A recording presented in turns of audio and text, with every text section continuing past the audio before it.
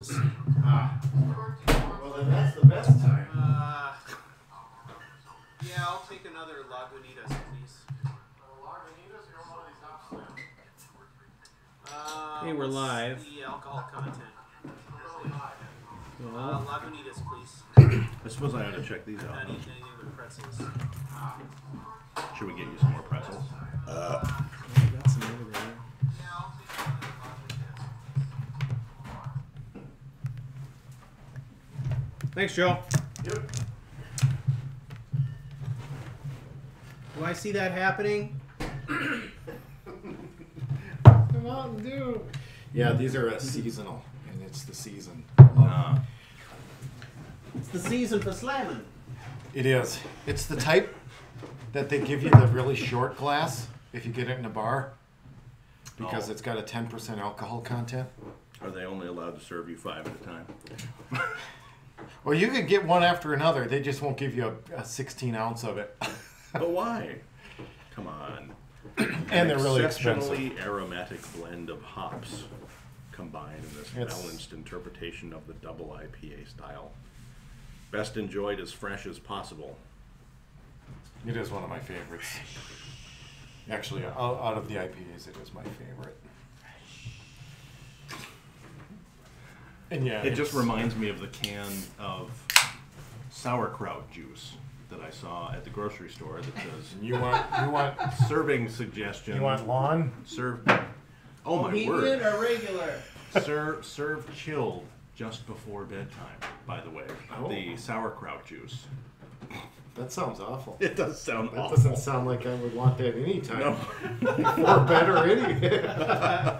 And I like sauerkraut, don't get me wrong. No, some sauerkraut is good. Sauerkraut juice by itself just before bedtime, not a good idea in my opinion. What you need, boy? Glass. I need a glass. Alright. Are you gonna get the giant mustachioed matte glass? Pistachioed? Jar? The pistachioed glass. Need a bigger jar? Good evening, everyone. I'm gonna grab that one. We have a good stream going. Which is not bad considering how old we all are. That's true. That's true. And before we get on to the topic of prostate cancer, I see Wolfies, I see EJ Lowell, I see Kat, I see Tom. Sorry for saying your name like that, EJ, I just have to. and he has a mouthful of pretzels. Hopefully your mom isn't watching yet, because she gets mad when I do that. Der Strudel? Der Strudel. Yeah. Yeah, she gets so upset. Where'd the powder there? The Strudel Laul. This is the advantage in podcasting from an unknown location, so that they can't come and find you and whack you on the head. They have a general regional knowledge, but specifics are hard to come by. Yes, very true. And that's okay.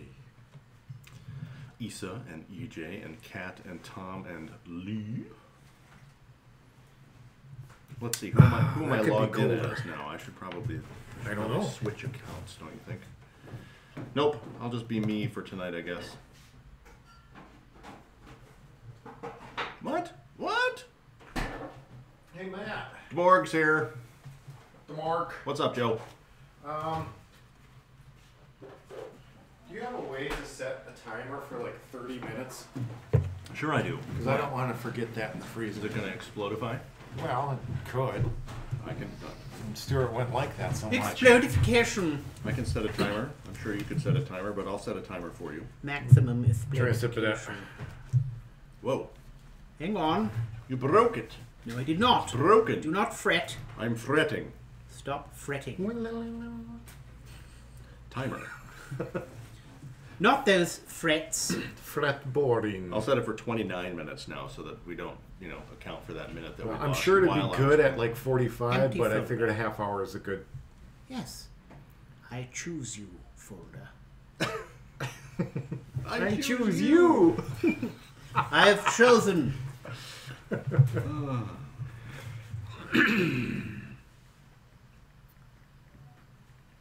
Uh-oh. Summoned. Who's being summoned? Der Strudel.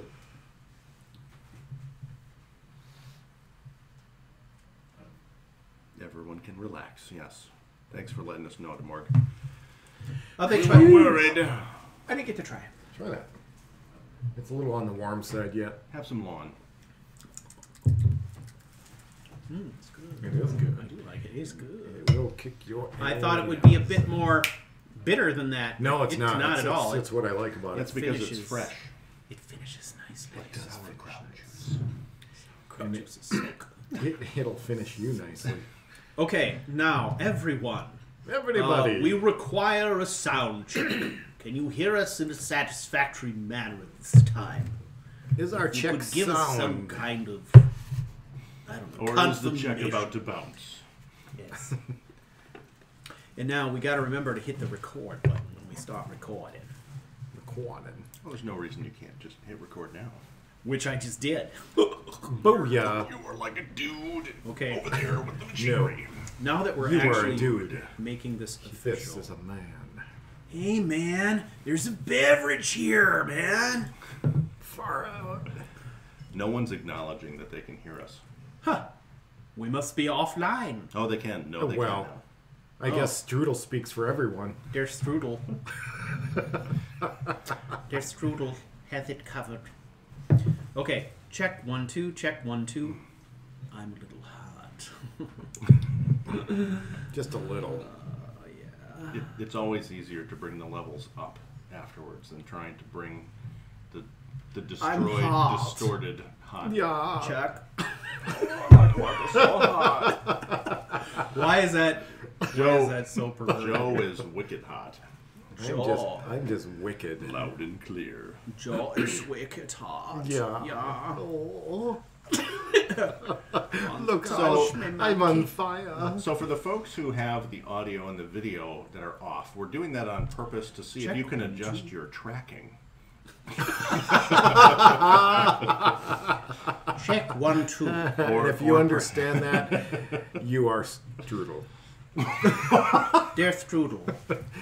Dearest Strudel. Okay. Is this squash the strudel? Like, no, of course it isn't. This is build up the strudel No, to the pinnacle we're not of community squashing the management. Strudel. Everyone loves No. strudel. It is not toast to strudel night. Wow, this is like the podcast Cinnamon? of the early 90s. Apple strudel.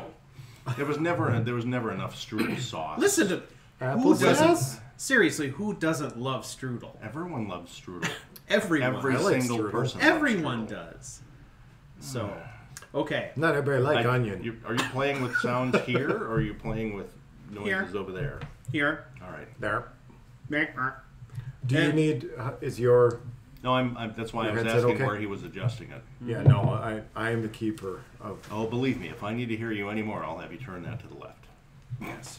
I had to make an adjustment here because we were all pointing the wrong way. Okay. Check 1 2. Check 1 2. You.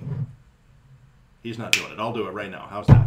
Mine fine? More. How am I? More. Give me You gotta- more testing. I'm more. That is bad testing. Okay, Give bad me- testing. 1, 2, Kingdom of Sweden. All for you, Stu. Is that nice fine? rhyme. I'm about as close as I can get to the mic without Yeah. doing this. I Well, don't we wanna just do want that. you to be natural. This So is like Act- clean close.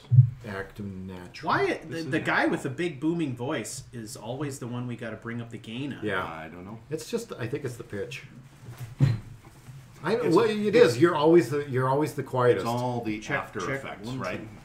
I actually sound, really high pitched in real life, sort of like Beaker, but because you guys run this through so much processing during the show, it can't be helped. makes it sound like Don LaFontaine. Can't be helped. Don LaFontaine. No one sounds like Don LaFontaine. Even Don LaFontaine doesn't sound like Don LaFontaine anymore. Not anymore. That we know of. Not that we know of. Yes. You might be It channeling was somewhere, just but James Earl Jones's birthday a couple days ago. oh, I love Really? James. I think it's interesting because didn't he have a speech impediment for He did. growing up, Yes, he did. which is why he articulates so much. Clearly, Is to try to overcome that. That's what I thought. lots of work. Yeah, well, true. it paid off. I would say it paid off. Paid off Big. for him. Now, Yes.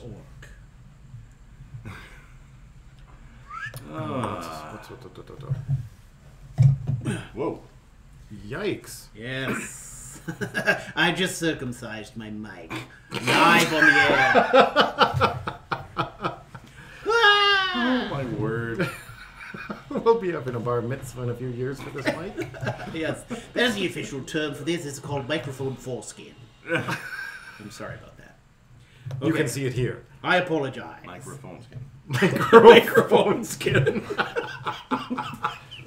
I'm very, very sorry. I should Oh, be no, very no, no. upset if this doesn't make the reel. You should not be sorry for that, Matt. You should be very proud. Well, we have left one here for. Yeah, well, the yeah, viewers, yes. yeah. It is not an IPA filter. Don't drink through this. The smell later would be just. Okay, have we practiced CPR lately? Because Joe's gonna need CPR You know, soon. it's that whole phlegm thing, you know. Yeah, it's the thing with Swedes. Swedes all have phlegm issues. Sure. The Flemish. Sweet shirt wearing. You would think it would be the Flemish that would have that problem. It's not, Ironically. it really isn't. Ironic. Isn't it ironic? Hey, are we doing a podcast today? Should we? At some point. You wanna? I think we just sort of keep freestyling. Do I like you the word that wanna? they were using. Do you wanna? All right. So, ladies and gentlemen, we have changed our gear setup a little bit. That's why you're seeing the plain Jane video with no unbound fanciness. So that is how we are rolling. Tonight we are unbound. We are. We're unbound by quality. There's no qualms about the quality level Yeah. here. It's just Exactly. bottom foundational level. Yes. All right, everyone, check your phones one more time and let's be done. I can't check my phone other than Check telling your phone, Joe check when your the phone. timers go off. I can't either because I forgot it at Check home. the phone now. One of my favorite subreddits, We Want Plates. It's just called We Want Plates, and it's all pictures of restaurants that serve food on weird shit like bricks and shovels. Really? Yeah, I just love it. It's just like We Want Plates, and there's something good in there every single And day. silly me, What I a thought it was weird- like an audio file channel. We Want We thought we were niche. Yeah, I know, right? Okay. I have the Ring of Fire off here now, so hopefully You that didn't won't go see off. that, DeMorg. Don't give me that crap. You didn't see anything. Ew, he just Didn't see anything. Ew. Hey, look, Stu, you sent me a text. I just got it. Yeah, did I say no problem? You Okay. did. You did. How long ago did you send that? Boy, I don't know. It was a while ago. I don't know. I think that the Sprint people are doing an automatic check. Speaking of forward. ironic, Yeah, right. Right. it's not Right. sprinting at all. Uh-huh. They've moved on to the mile, the 1600 Slow and meters. steady wins the race. Yes. The non-Sprint. Yes, exactly. So, anyways, I'm going to cover up my phone with the Chick-fil-A glass here so that no one can read my phone in reverse, upside down on the webcam. Because I know they're going to do that. That's the kind of crafty people we have on our podcast. Zoom in, clean up the pixels. Enhance. Enhance. Isn't that what it Yes. all the 90s shows? Zoom in, enhance. Rotate and enhance. make crystal clear. That's totally fine. It still looks like a big helicopter. Oh wait, I can't tell if it's Blue Thunder or if it's Airwolf. Hang on a minute. Let's listen to the music. It's the Screaming Mimi. Remember that? Yes. What was that, Riptide? I think so. Yeah. Yeah. I still think one of the coolest helicopters was the one from Magnum PI, just because Yeah. it was just to get everything Well, done. I Let's mean, get people over the beach yeah. as fast Magnum as humanly PI. possible. Yeah, It's right. really not much more to be Mm-hmm. said. You know what's really funny is 2 weeks ago I went to the IMAX and I saw the old Ring of Fire. It was the volcano IMAX film that was Okay. made back in the 90s, like late 80s, early Oh, yeah, 90s, yeah, right? yeah, Called yeah. Ring of Fire. Isn't that And like they got the these Pacific guys. Rim kind of thing? Yep, they're Yeah, around the aluminum foil. volcano in Hawaii, and they fly in on exactly that fucking helicopter, the brown helicopter with the orange and yellow stripe on it or whatever, and they fly in on that very same helicopter. That's Sweet. fantastic. Yeah, it was awesome to see them get off of that with, you know, like their 80s style glasses on and bad haircuts. That's the way to do it. Big aviators. Bad haircuts. Oh yeah. It's only Well, a they bad didn't haircut. have the cool 80s haircuts. Well, These are scientists we're talking. oh, that's true. I had one of the cool 80s haircuts. Oh. One of the cool ladies' haircuts? Like, Well, you know, like Farrah Fawcett, or are we talking Charlie's Angels kinds of hairdos, or what are we talking about here? We're talking about sweet mullets. Hey, I was rocking a sweet mullet back in the day. Oh, yeah. I don't think too many women were rocking I was mullets. doing the mullet. Well, not that we're interested in men, anyways. There you go. I was doing the mullet before it even had a name. Oh, wow. Dude. Right on. Maybe you invented it. I might have. But I mean, it was called a hockey haircut. You were a hockey guy. But no, I wasn't. Well, you had to have a little curl to it to have a hockey haircut. Because, you know, you had the little curls come out from under the helmet. Okay. So I didn't know that it existed that way until I got here, and people were like, "Oh, you have a hockey haircut." And ladies and gentlemen, this is the theme for Season 4 of Unbound. Everybody has to make a character with a mullet and then see what happens. Now I have no hair. No, there's still a little bit there. Yeah, tennis ball peach fuzz. But is there a mullet mod? We can make sure there is one. I'm just thinking about an Argonian with a mullet might not actually go, but Oh, wow. I think it's Cool. maybe just Nords. maybe. Argonian mullets. See that? Khajiit mullets. Khajiit mullet, so you could do a Khajiit mullet. When would you stop? Well, that's the thing. Maybe that's just part of the Khajiit culture. Party in the back. All the way down the tail. It's the curly tail that's it. Yes, exactly. Oh, shit. That's great. I love that. So, anyways, I was thinking about a podcast because we got to record one tonight. We should do that at some point. Probably. There's going to And- be a lot of outtakes on this podcast. The theme tonight, of course, is the struggle. Oh, I thought it was outtakes. Struggling to get a podcast going? Correct. Struggling to actually conduct a legit podcast. Well, are you going to leave this here? It's making me uncomfortable. It is now. Oh, going. wait, never mind. You need some microphone skin? No, I regret saying that. you shouldn't. No, I Own shouldn't. it. Own it. Own it to TM. be proud. I'm not going to register the domain, though. Okay. Be proud. Yeah, well, don't do that. Some of them were worth getting. QueasyGizzard.com was worth getting. That would have been the ultimate restaurant review site. Zippy bits. I still have Sippy Bits. Oh, yeah. You know, Oh, yeah. I just re-registered yesterday couchwarrior.tv. I've had that domain forever, but I've never had a host that could actually host .tv domains. Really? Yeah. Oh, that's funny. Even Squarespace can't. Really? Which is lame. Why does it right? matter? I would love to be able to just point people to couchwarrior.tv. It's so perfect. But in order to do that, I'd have to get some lame host, and then I'd have to use, probably something like WordPress.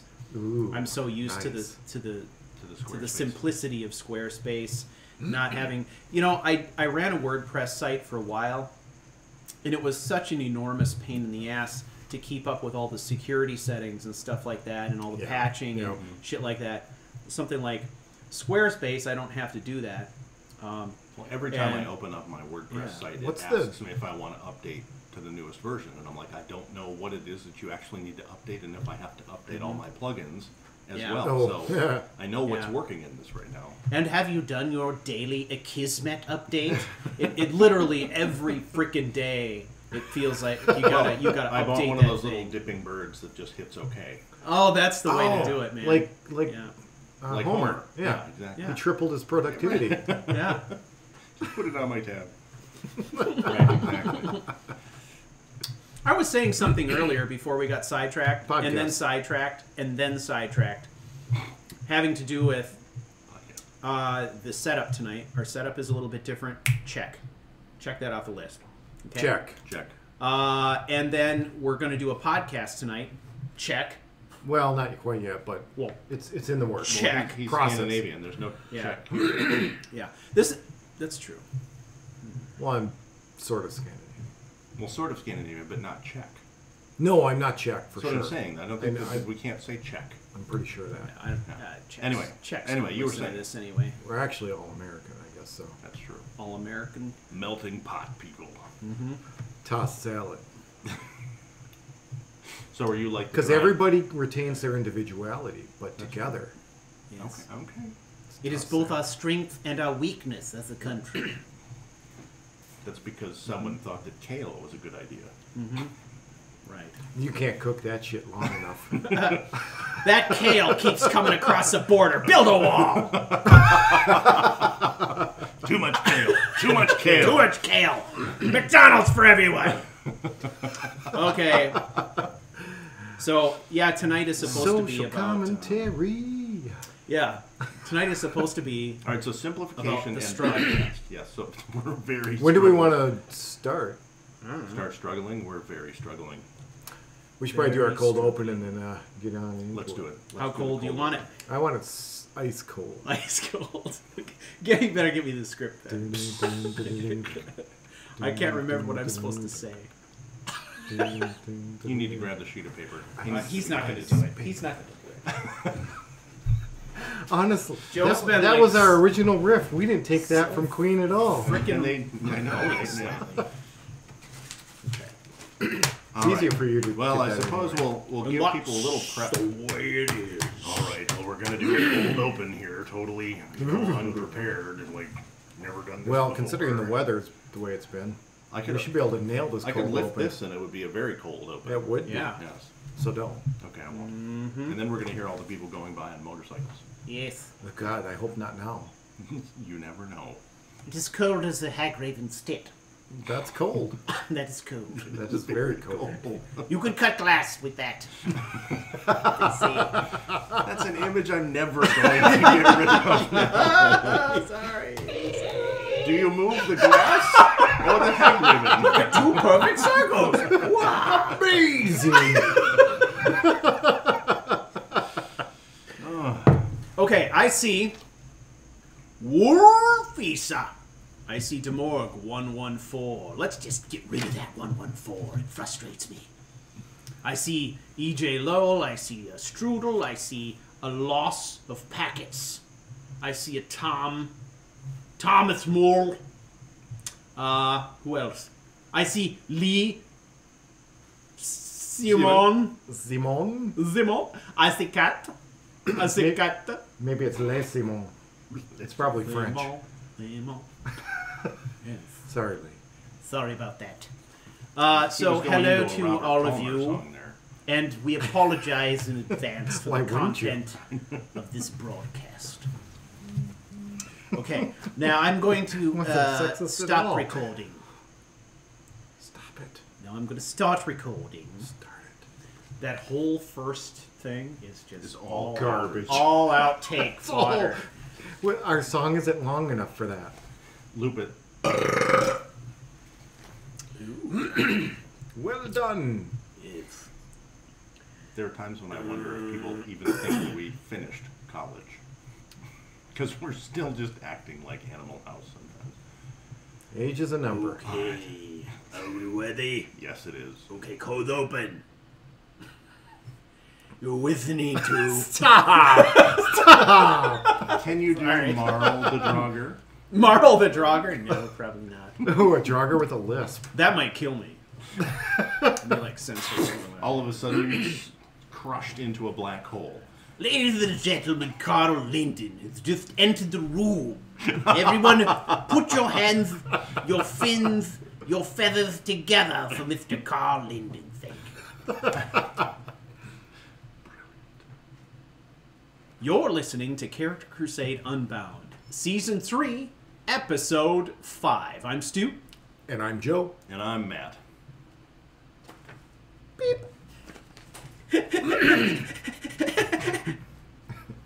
Okay, Sheldon. Okay.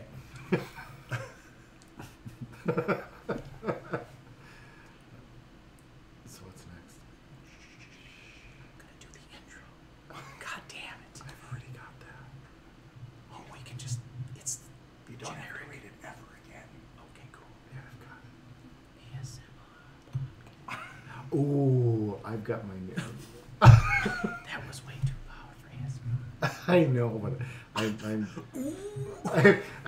I was brainstorming with my daughter, and I've got a total New. a new take for a good 6 to 8 hour video. 6 to 8 hours. Whatever YouTube will allow me to do. It'll loop. Okay. Oh, okay. It's only about 20 minutes, but it'll loop. Okay. It's gonna be awesome. Okay. Cool. No. So it's a surprise. I can't can't tell you. wait. I'm not telling anyone. Have you ever seen the nugget and a biscuit video?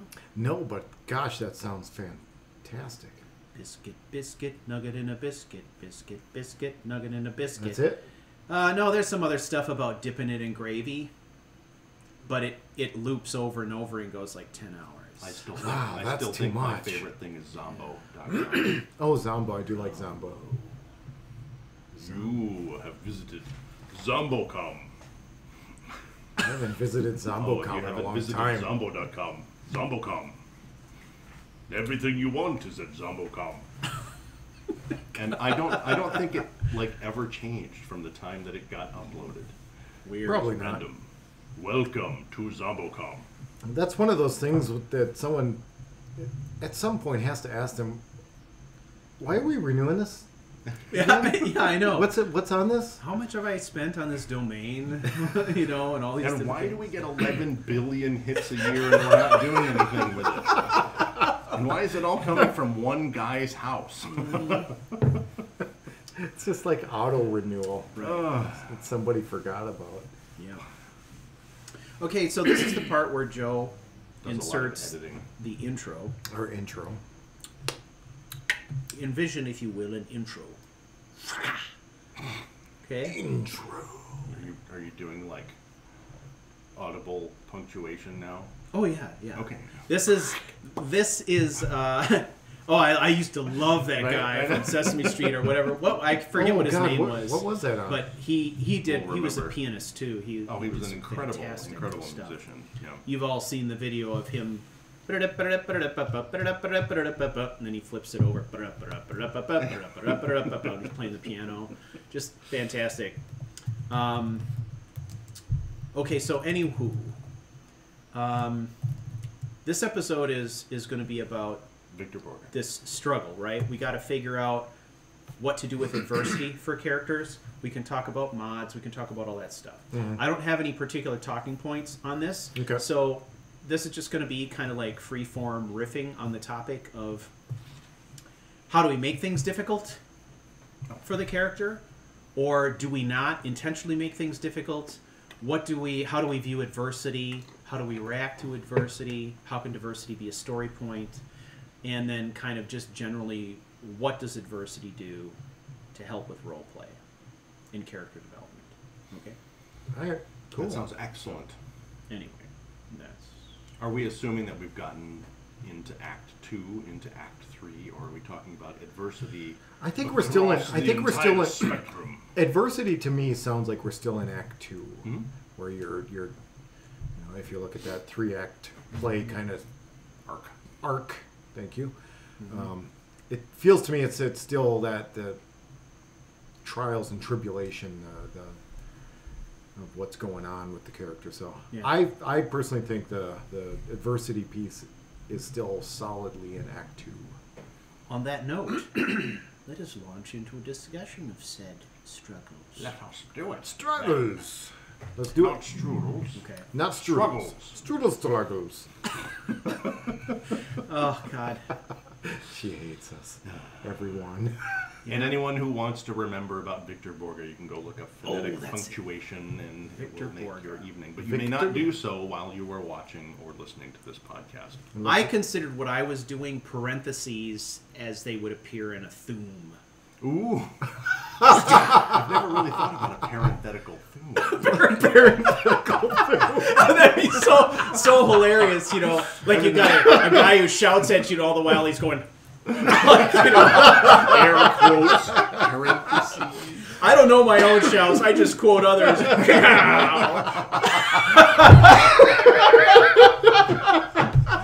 That's awesome. Yeah. So the foos is the primary thing. The row is on the side. Whack. You know, like, oh, I love it. That was so funny. Oh, I wish I had talent. I'd make a video. Just do the mod and he walks away and he goes, What he said. Ow.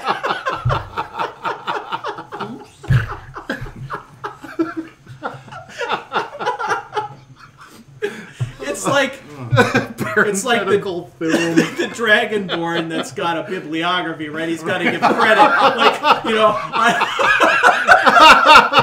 see footnote number 7. This isn't my Thum, but pow! There it is. Oh. I didn't come up with this originally.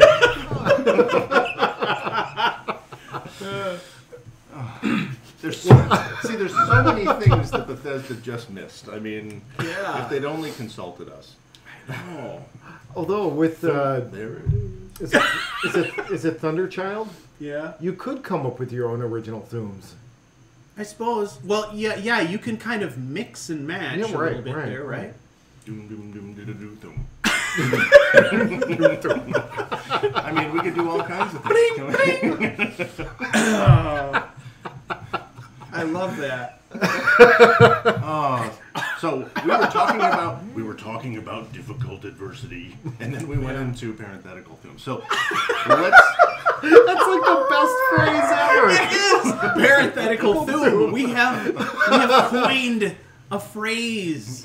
When no one knows what it means, but it's the best. Can we hashtag parenthetical Thum? I think we should. We should. All right. .com.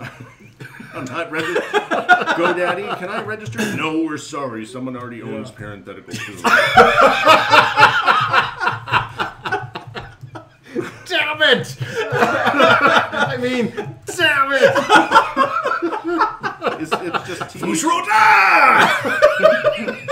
It's just THUM, or is there an E at the end? No, I think it's just THU. No, I'm giving credit to Arngeir on this one.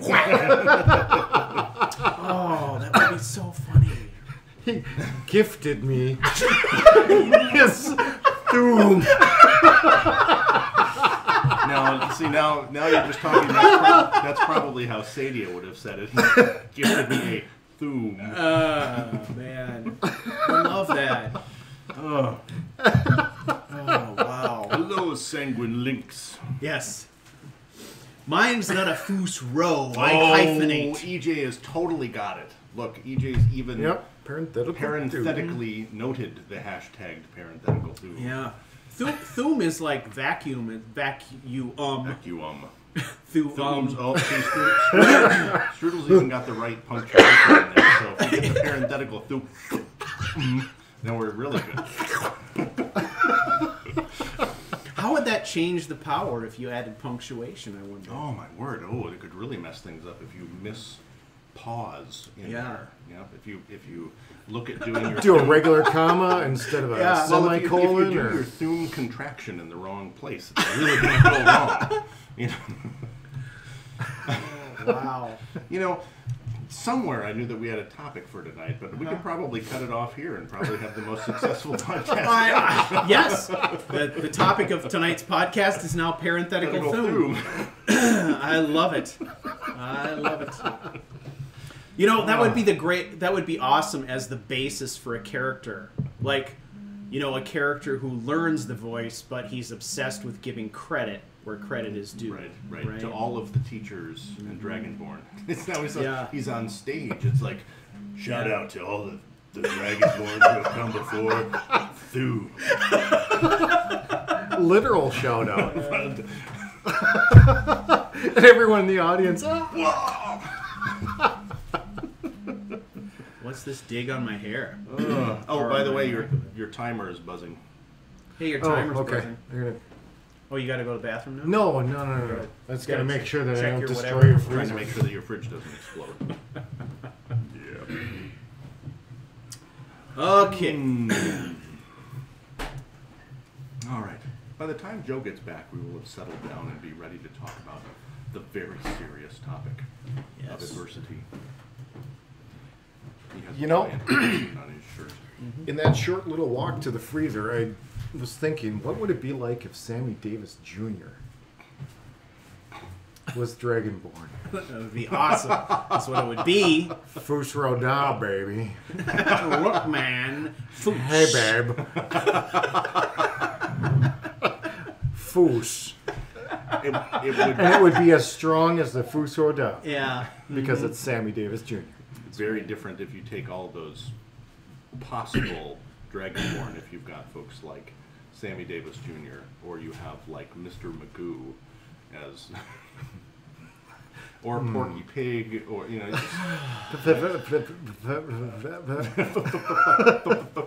no, Porky, be careful now, buddy. Yeah, that'd be like rapid fire. Rapid fire. Doom. Through a tune. A doom. Okay, anywho. All right. Shall we adversify? Yes. That is what they insist you do. We need to give Joe some sort of a marker that we haven't had any fun and we're going right into the podcast. Markers don't help. We've went over this. Yeah, All we've right, been over no it. marker. Damn it, Matt. Get the clicker. All right, I'll get No, the clicker. no. He loves the Joe clicker. loves the clicker. There you go. You use Clicker, the clicker. clicker. Well, that doesn't help with him because he always peeks out.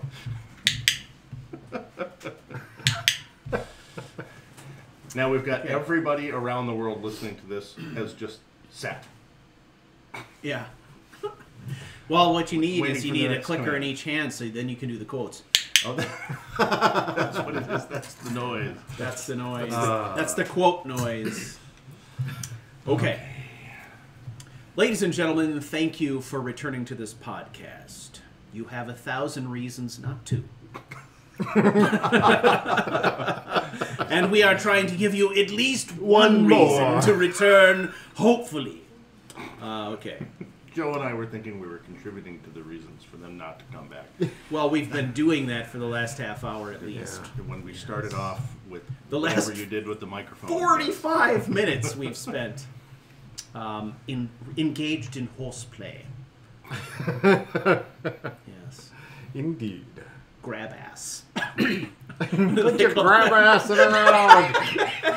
What the hell does that mean? I'm grabbing no ass. It's such a dad thing. Yeah. You know, okay, I gotta talk about dads for a minute. So, is it only dads that refer to their junk as wedding tackle? Have you heard of anyone else refer to their junk as wedding tackle? I think just your dad. No, my dad didn't say it. It was someone else's dad. Oh, no, I've never heard that. I've But never heard that. You not heard that? that's kind of brilliant. Yeah.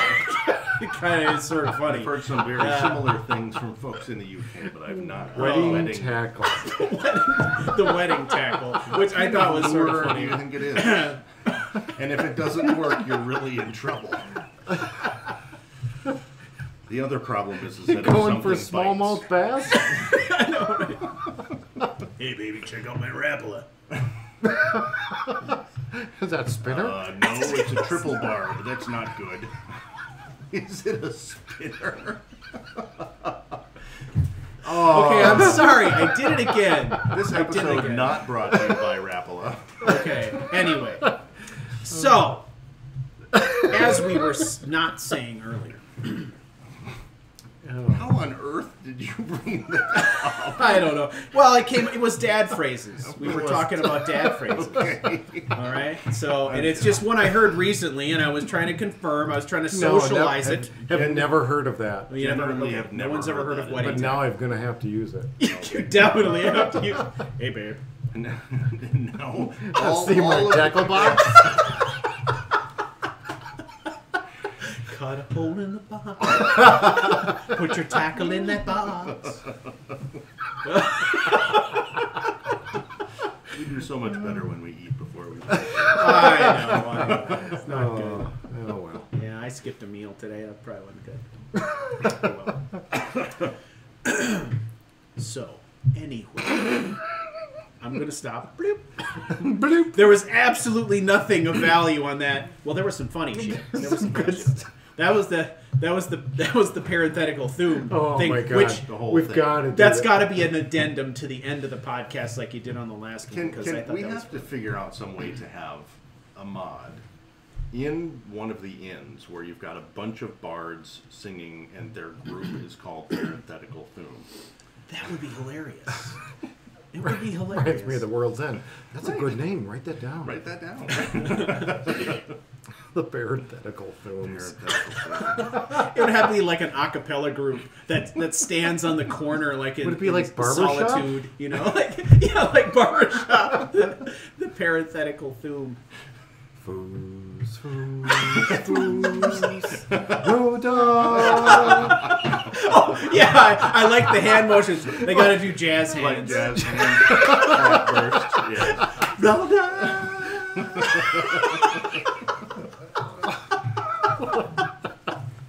Oh my god. And then it'd have to Just be kidding, then it'd have to be like, you know, some kind of song about, you know, my baby loves a dragonborn, you know, kind of thing that would launch into kind of Oh boy. in barbershop quartet style. Hello, my baby. What you need though is you need a lead. You need a lead, so it'd be his name and the parenthetical Thumes. Oh yeah, there you go. You know, So- like Ericer and the parenthetical Thumes. Actually, Whatever it is. it would need to be somebody you would totally not think would be in it, right? Who's the most annoying person in Skyrim? Oh boy, that's Nazim? Nazim. Because if you did Nazim Or and the- Heimskr. but if you did Nazim and the parenthetical Thume, right? I sort of like Heimskr and the parenthetical Heimskr. Thumes. Yep. Yeah. The thing is Well, is yeah, it- because- but yeah, is that- it that the actually- Is it the Thumes or is it just parenthetical Thume, right? Because Oh yeah, parenthetical. now we're gonna have an Yeah. existential crisis about whether or not it's plural. Not to be confused with Falk and the Firebeards. Falk and the Fire. They're more of like a classic rock outfit.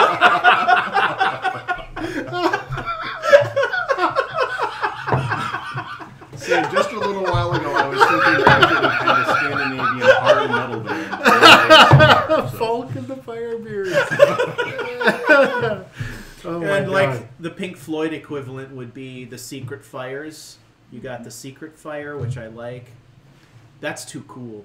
I like Falk and the Firebeards. Falk and the Like Firebeards. Leonard Skinner, it Yeah. would have to be, you know. Oh, wow. Or maybe Steve Miller. Dun, dun, dun, dun, dun. Can you do that on a lute? I Yeah. Or well, a Falk and lyre. the Firebeards can. Falk and the Firebeards. Play Freebird, man! Freebird! The last person who requested that was Thumed. Oh my god. Well, look at this. We've been podcasting for 42 minutes and we haven't even really started talking about whatever the subject for tonight was. But we've got so many great URLs lined up. We do. Oh, man. Yeah. That's so good. Falk and the Firebeards. God, I wish I could make mods. If I could make mods! It just takes too much work for me to do it. We could figure out how to do a little barbershop work. If someone can make the mod Yeah. for us, we can do the singing, I'm sure. Yeah. Falk would be like, hey man, if you take care of this rival band for us, the Patemas, you The could be Patemas.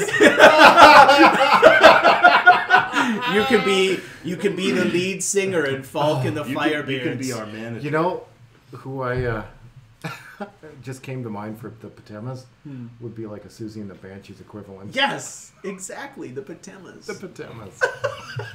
He's just joining in here, too, though. This is good. A Oh. Celtic reggae mashup group called the Cruel Sea.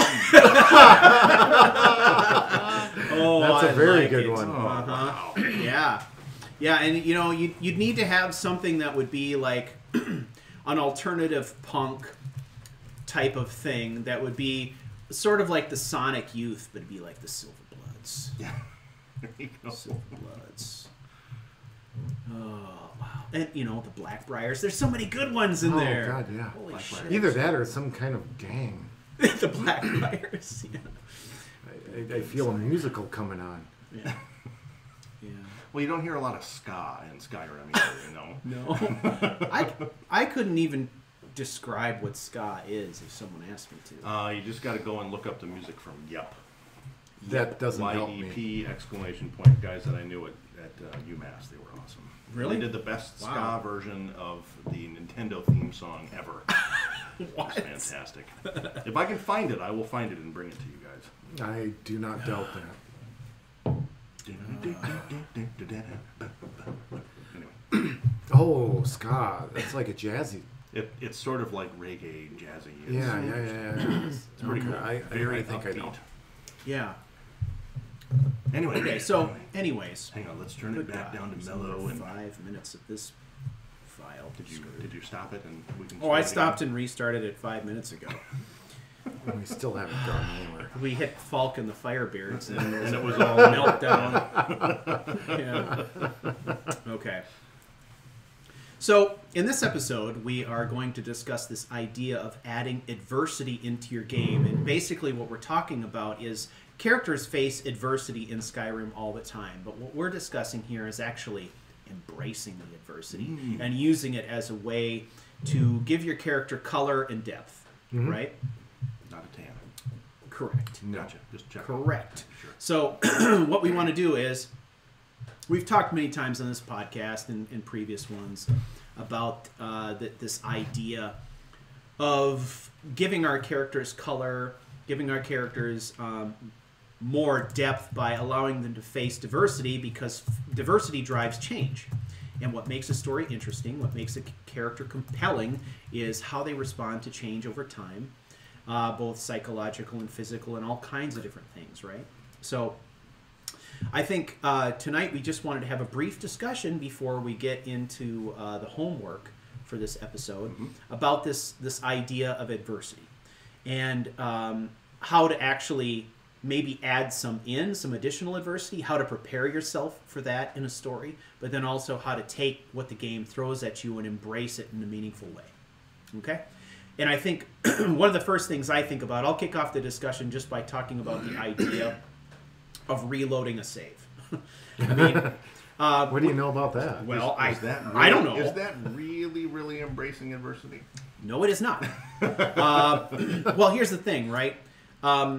There's loading a save because you die, and then there's loading a save not because you die, but because you didn't like the outcome. Right. Oh. Yep. Right? Oh, And so, obviously, I have to load a save if I die. right. And now that I'm live streaming exclusively, we see deaths galore. So, and it's always kind of a fun adventure. I don't have a particular policy when it comes to reloading saves, and when a character dies in a live stream, I just kind of play it off. Just go with it. Sometimes I sort of refer to it as though, Idastag will say, "I have seen a vision of what happens here, and now I will not make that mistake. Follow me, followers." Right? And then they they go don't. in, right? And then they never do, really. They never truly follow anything. They all go, "Are you going? I'm not going." The only thing that makes them followers is that they're behind me. Otherwise, that's it. Pretty much. Proximity is really what it is. But this idea that maybe rather than reloading the game because we don't like the outcome, we take what we're given, or we take whatever it is we've made through our mistakes or whatever it is, and we fully embrace it, and we find a way to fold that problem or that issue into the story. Yeah. So, for example, let's say a follower dies. Well, you could go and load an old save, your previous save, and you could play that through, and you could fight that battle and have that follower survive. Or you could embrace the adversity and say, "Oh, that character's dead.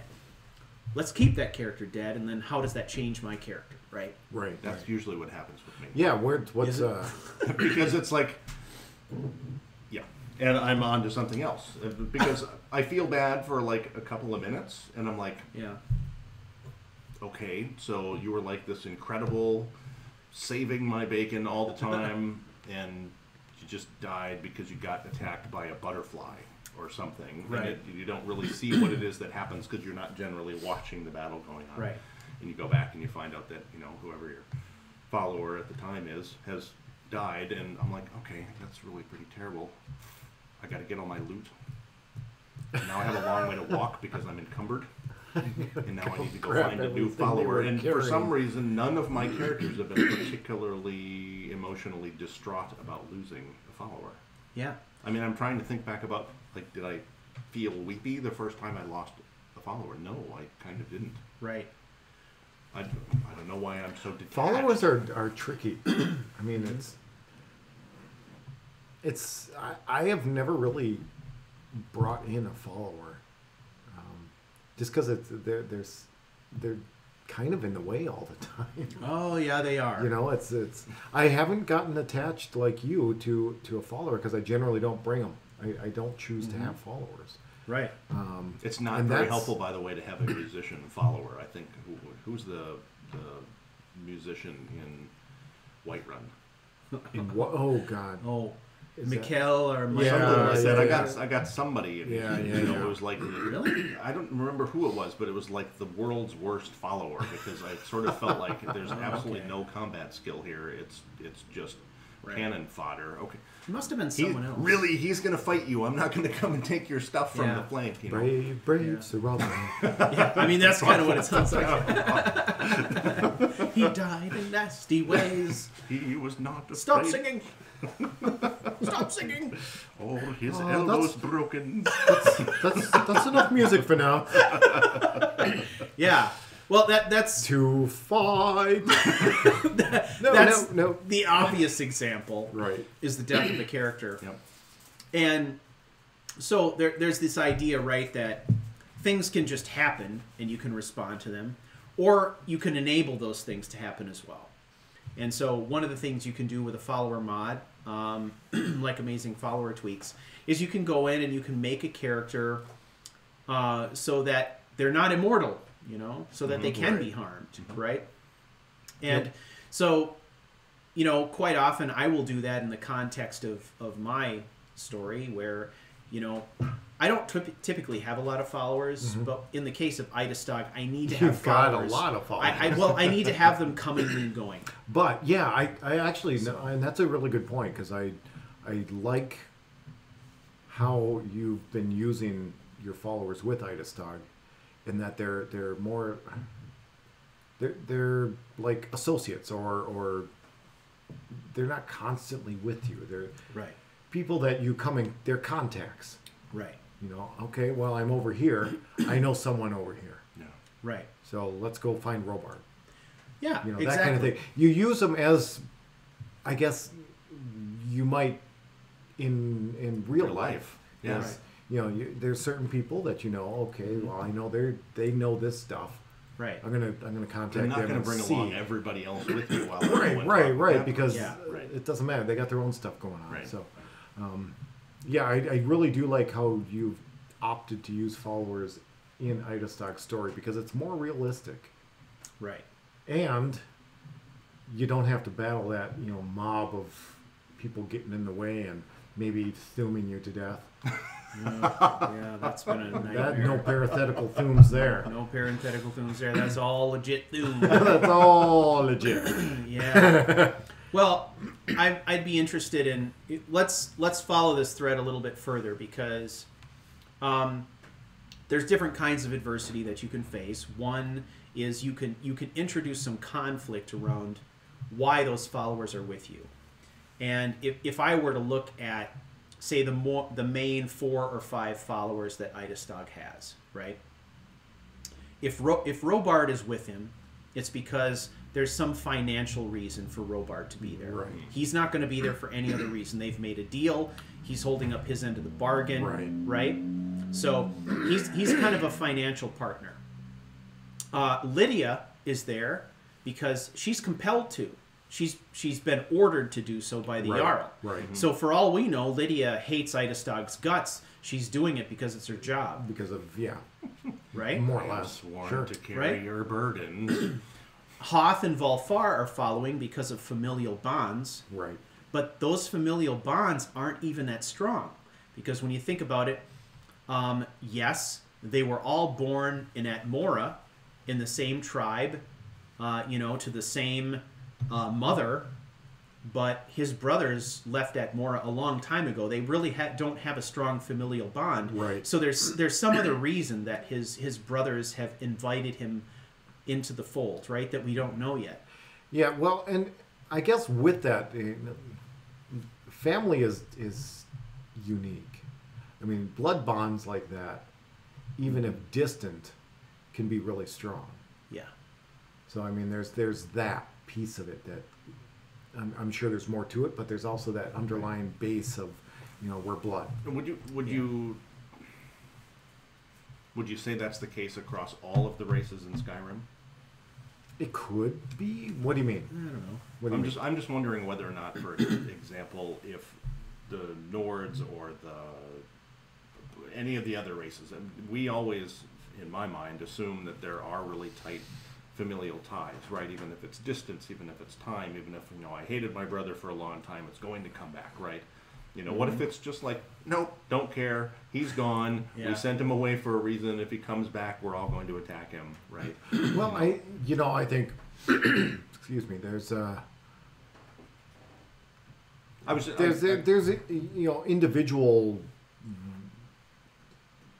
things that come into play. I mean, family can only take so much. Mm-hmm. I mean, yes, a person is, I think, apt to defend their own Mm-hmm.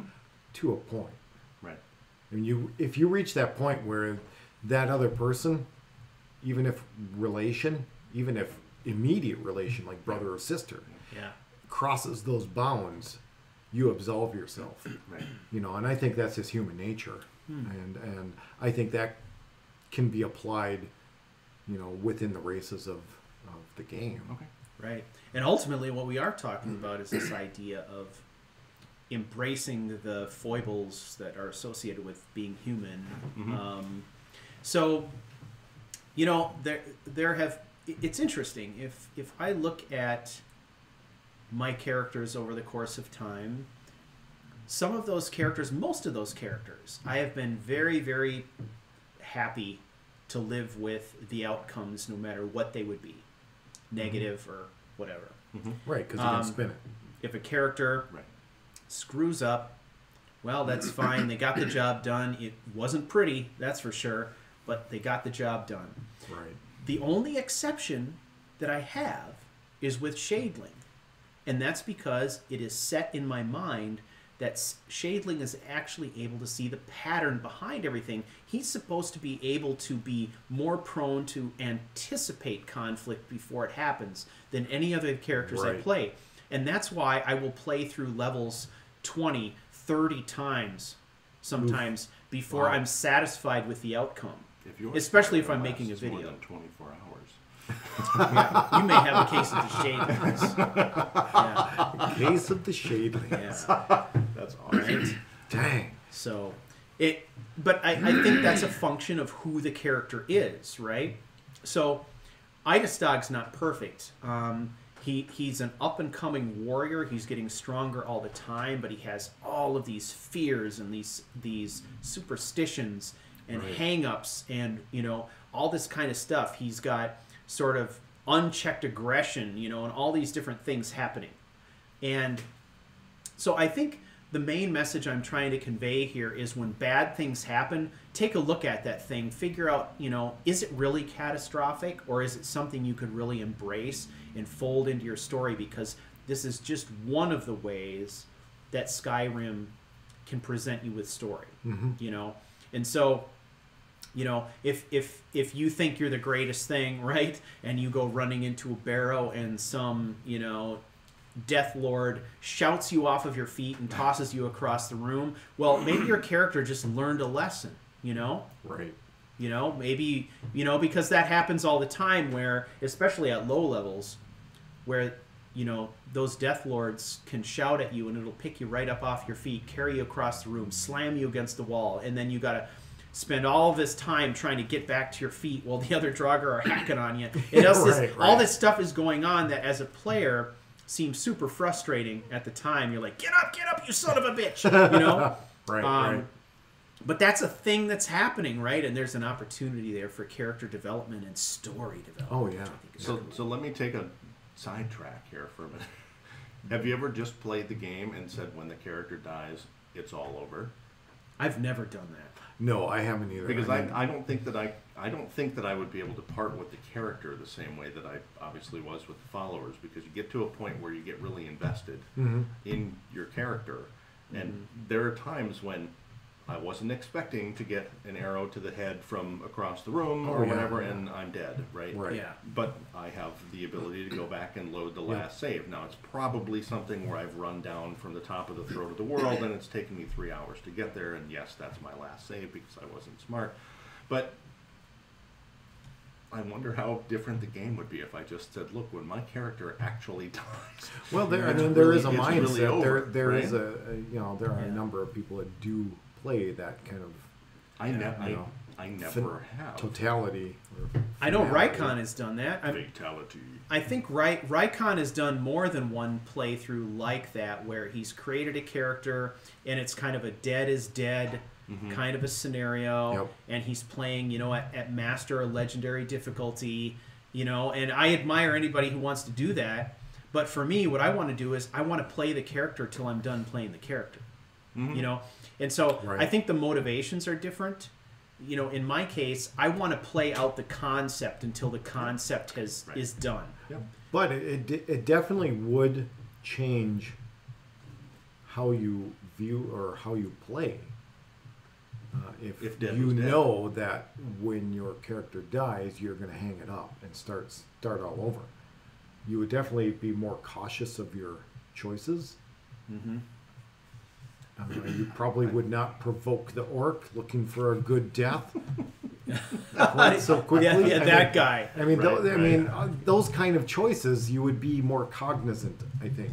Yeah, it'd be a different mindset from the It very would be start. it would definitely be a different feel to the playthrough. Because That's I think true. I think the reason I'm asking is that people have, I think, seen the development of characters from this side of the podcast anyway, right? Not the listenership necessarily, but as our characters will always overcome.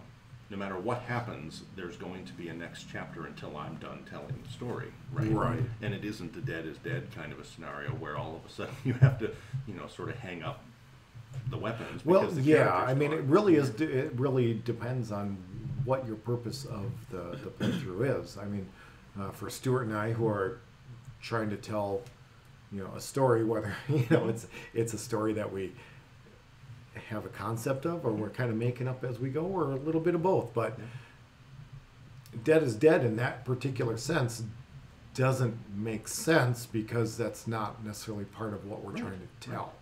You know, Yeah. so it's really depends on what you want to get out of the game. And Are you telling the story as if the story had already Right. been written, and now you're just seeing. what Right. was there. Are you- know that there's 48 chapters. Right, to it. right. Are you the narrator? Are you? What is your goal? Right. Yeah. So, as a story-driven device, playing that style doesn't make sense. Not for character development, absolutely not. But- My reason for asking if you As a had done that way, playthrough, yeah. it certainly could because it would definitely amp up the interest and the decision making to Yeah. a more mortality Mm-hmm. driven. Well, you got a good point there, and I guess one of the things I'm thinking about too is that there's other ways to add in adversity too, and you know these are all rules that we make in our brains Exactly. about how we're going to Exactly. handle certain things.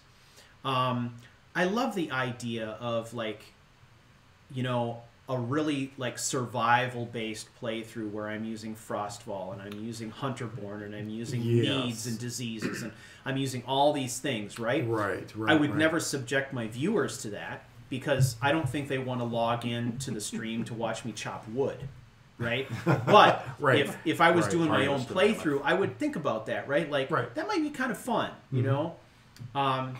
Take That you know. would be the ASMR playthrough. It would be like, we're chopping another I know. firewood. I'm making camp again. You know, like We're gonna need 17 cords of wood in this episode, yeah. and 1,000 iron ingots to build our home. And I don't think that's why people come here to see One. it, you know. Two. Although I do have to say, in the complete crafting overhaul mod, you can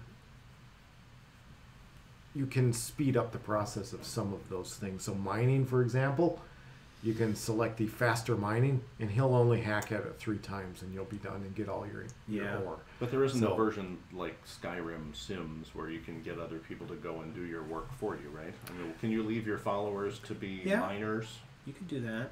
You Mining could for in now. play, but not in game mechanic. No, they can't collect stuff.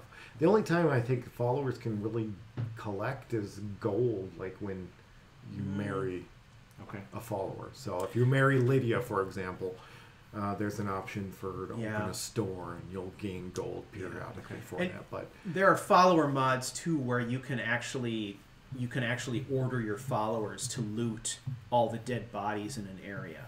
oh, okay, Right? I didn't. And know they'll do that for you, but all the loot stays in their inventory. Right, so you got to get Right. it from them. So if you Which want is it- actually probably good, because imagine how over encumbered you would get. Right. Well, and that also brings up this idea of another piece of adversity, which is,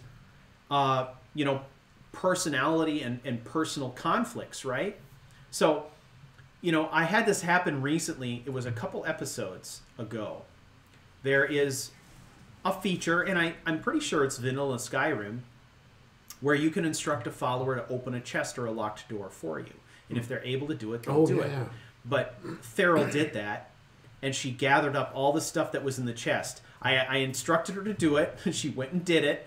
And then Idastog went over to the I chest watched after that. the I fact, remember and that. he's like, "It's empty. What was in there? Why will you not tell me what was in there? Woman, why are you so stoic? God damn it!" And it took went all on. my stuff. She took all the stuff, and then he's talking to someone else, and he's like, "I shall go through her bags when she's sleeping. I wish to, it turned into this whole thing, right? Where she withheld the loot from him. Right. But it turned into a little kind of a role play conflict, right? Where she's keeping the loot and it's pissing him off, right? Because Right. he's like, "Woman, what was in there? Tell me, I must know." But she won't say anything, right? So yeah, it's exactly it, right? So all you asked me to do was open the chest. You Yeah. didn't tell me not to take the loot. yeah, exactly.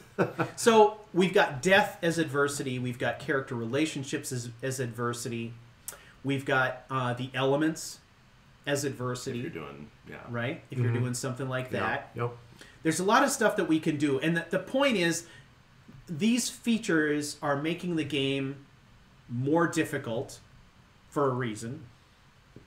And the idea is that you embrace that and use it. But then some of this adversity we kind of have manufactured in our own Right. minds as we're Yep. role-playing, right?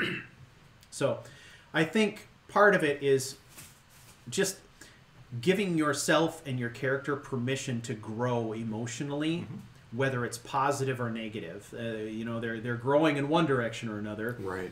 And, I think that before you go back to an old save and replay through a level again, think about whether or not the experience you had was that bad and whether or not there was something you could learn from there. Right. So, Yeah, is there anything that yeah. happened that you can use? Mm-hmm. And oftentimes there is.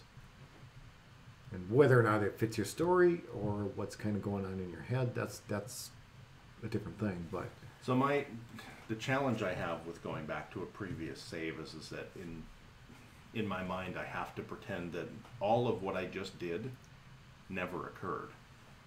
Right, I can't say that I just learned something from that. Right, it's like you hear something, testimony in court, and you have to tell the jury to not remember that thing. Right, Well, if I just spent half an hour trying to do a thing, and I have to go back to my previous save, in theory, I didn't just learn all of that. right. I should have been smart enough to run away from the camp instead of getting slaughtered. But instead, now I have to start back where I was. I've got to traverse all this area in order That's a to good get back, point. and That's I a have- really good point. But it's my own problem that I'm not technically learning from it. I have to go in and enter that situation again as if I have never encountered it. Right. And I have to respond. Perhaps my Well- responses to the initial stuff is a little bit different. Maybe I'll approach from a different direction. But Right. I I try to not say, "Oh, well, haha, I know all these guys are there. I got killed here last time," right?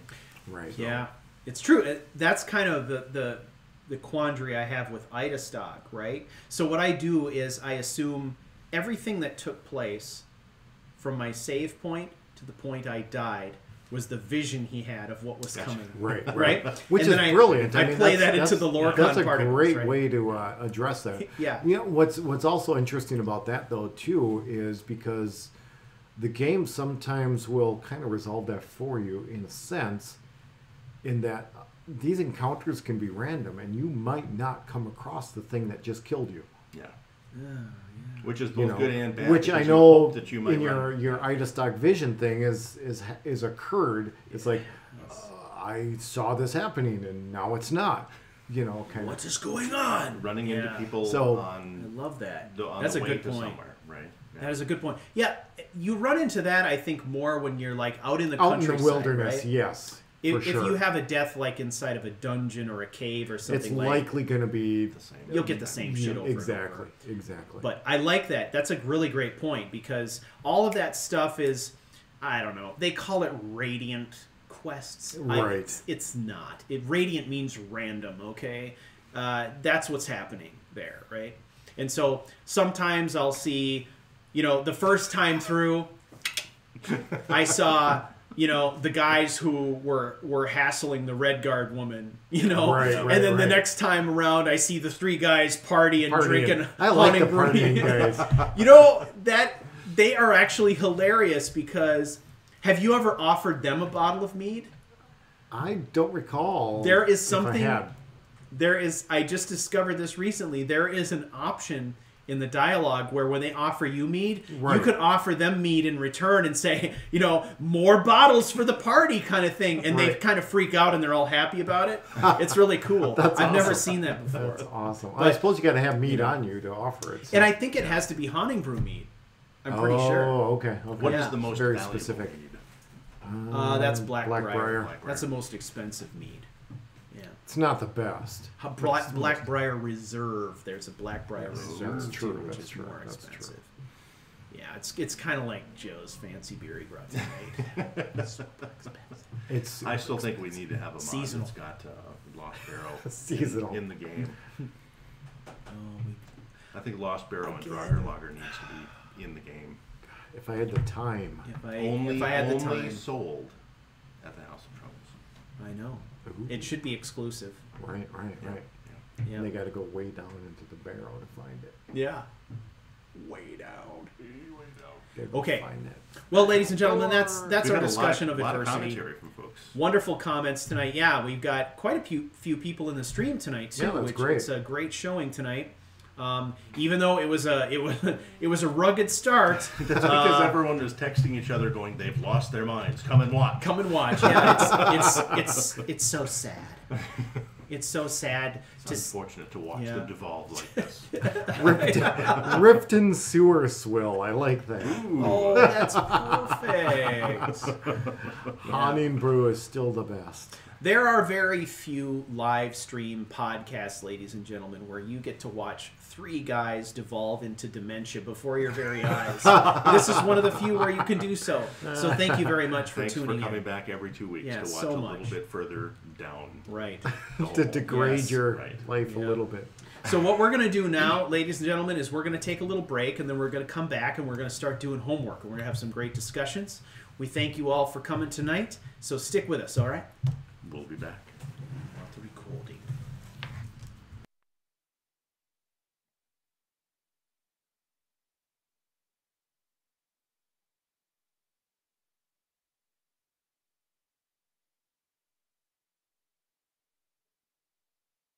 Will it ruin the stream if he's playing music?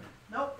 No, because I'll cut it. Well, ruin We don't nothing. put this up to YouTube anyway. Oh, Yeah, it's not even being And- recorded. all right. And if I pull it down to use the audio, then I'll just clip it out. Anyway, we're gonna keep the mic going, so y'all can listen to the really boring. Are you BS, able to? Is there an open et cetera, et cetera. plug-em-a-fire over there? Plug 'em a fire. Yes. Because I Yes? don't know that I'm going to get all the way through reading 7 homeworks. 7 Want homeworks. some juice. I just. How many homeworks? Do you Oh, have? okay. Yep. Yeah, we got plenty.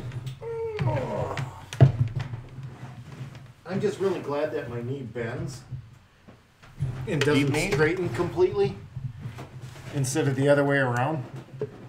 Well, it would be. That would unfortunate suck if it only straightened if and I went- couldn't bend it. That would be bad. But we'll find out if I have to get my meniscus repaired again. Meniscus. And this guy. No, just one. Oh, that is right. It's only one. Well, there's two of them, but there's just one that's for meniscus. Gotcha.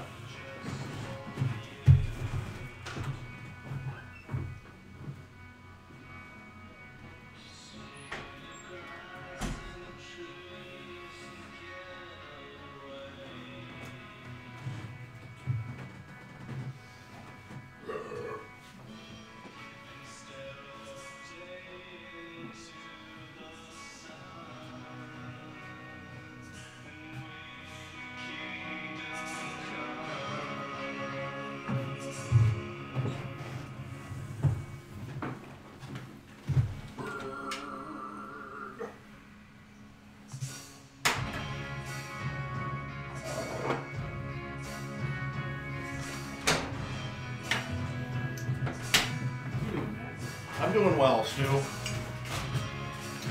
see you, buddy. You too. Oh, good. Working all right? Yeah. Yeah, things are really busy right now. I just need to get to March and I'll be fine. February's bad. February's bad? Why? Just a lot going on. We're training a whole slew of new engineers and I don't even know what it is that you're training and doing and stuff these days, so. we're training engineers. You know. How our technology stuff works. Project switched over. And they basically ditched all Microsoft products, all that stuff. We were 100% open source, all internal teams.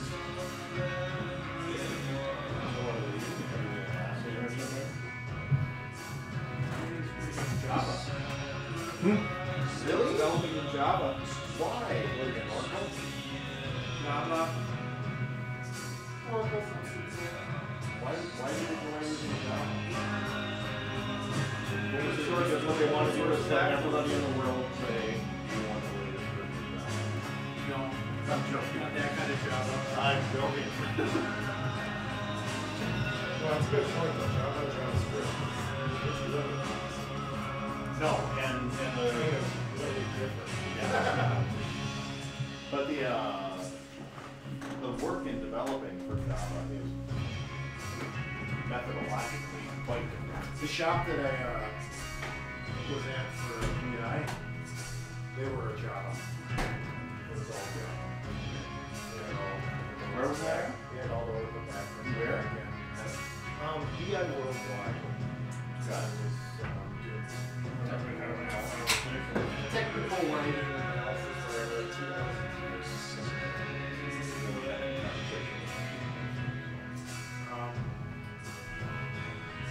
And my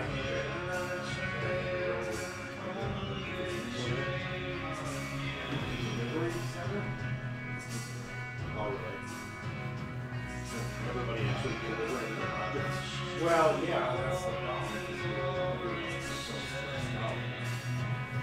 So there's like a delivery program director or something like that. I don't know what any of the dedicated are like. It's kind of difficult to say, hey, that's a team I want to work with. Well, that's the thing though. The interesting thing about BI is there's some great people. There's a really dedicated team. So from a personnel standpoint, it's a great place to work. People are wonderful. Just from a work weekends and looking over your vacations, all of that part of it. See, that's the kind of thing that I actually try and get out of. Yeah. And I don't want to be that boss where I constantly have, hey, just come in on Saturday. Well, I mean, that's the beauty of it. They didn't really ask us. Well, see, and that's what I think is worse. When bosses and everybody feel like, oh, well, they're not going to mind giving up that weekend. I mean, come on, they've got 6 kids. They've had plenty of birthdays this year. That's not... The people that will because I've had people who work for me, super dedicated, very smart, Where? I can't say it's bad. For me, it just was. Yeah, but the company then, they did a lot for their employees.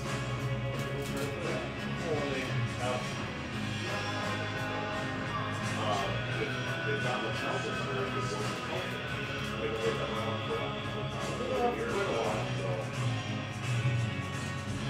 Do you think your experience was different because you were like not an employee, technically? In part, that was, yeah. There's some good parts and some bad parts about that, and that I wasn't privy to a lot of, well, anything that the full-time employees had. The thing I wasn't expecting. So when my day was done, it was done. I felt no obligation to get sick hours. I felt no obligation to log in. Well, I wanted to get sick.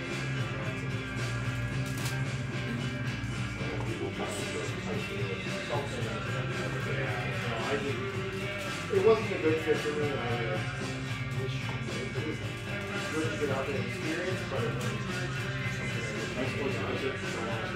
Yeah.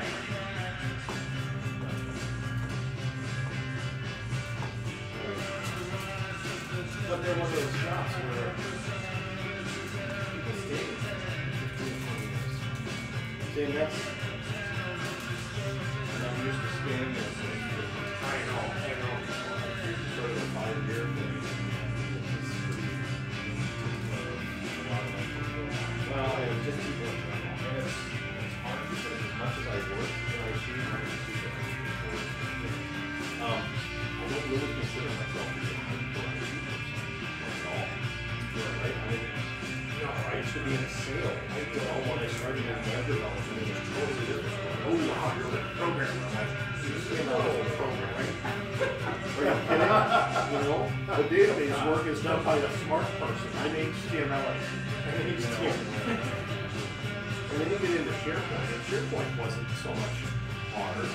It was, you start ripping the thing apart and you start replacing bits with different graphics, and then they try to get into a version that you can actually customize. And you realize that nobody likes to be out of the box SharePoint. Yeah. And then Microsoft will screw something up on the back end and all of your work is flowing across SharePoint. My understanding, my understanding of SharePoint development is really more just trouble. Yeah, unless you're doing working. It's like being one of those mechanics who figures out what's wrong by replacing parts. Process of elimination. Yeah, which is a horrible way. My car's making a cigarette noise. Yeah, I know your SharePoint's making a tick noise. Usually what happens is that I'm making a machine noise. It's a lot of right? And that's what it feels like, you know? Yeah. I had a thing come up on Facebook the other day that was a reminder from, I think it was a year, maybe 2 years ago, that said, you know, the SharePoint error message comes up. Are you really sure you want to make a stupid, uninformed SharePoint rookie maneuver? Are you absolutely sure? Because now would be a good time to click no. You know? Click yes. Yeah. I did that last year. On Super Bowl Sunday. Just click continue. Right. Well, then you're like, is there anyone who can store the permissions? And they're like, oh no, there's no way we can back it out. What? That's not something that you can roll back a version of. I hope that you have some, some global groups that you can apply. Oh, global groups, I can. Meanwhile, I'm not actually supposed to be connected. Yes, but you're connected now. Set the hook. You're helping me. Right. It was about 4 days later. We moved all of my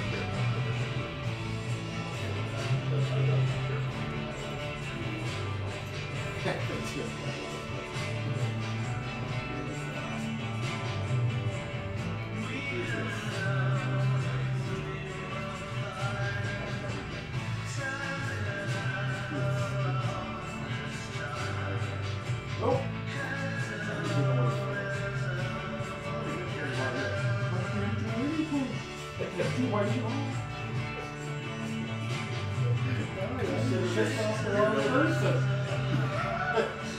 Don't piss off your admin. There was somebody who was they didn't get a response.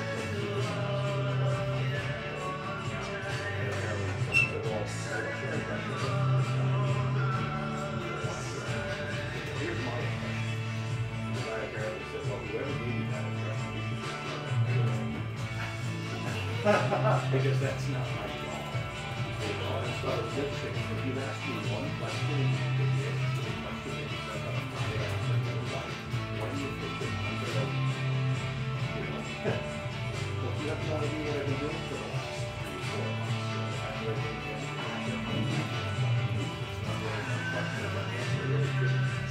give you exactly I don't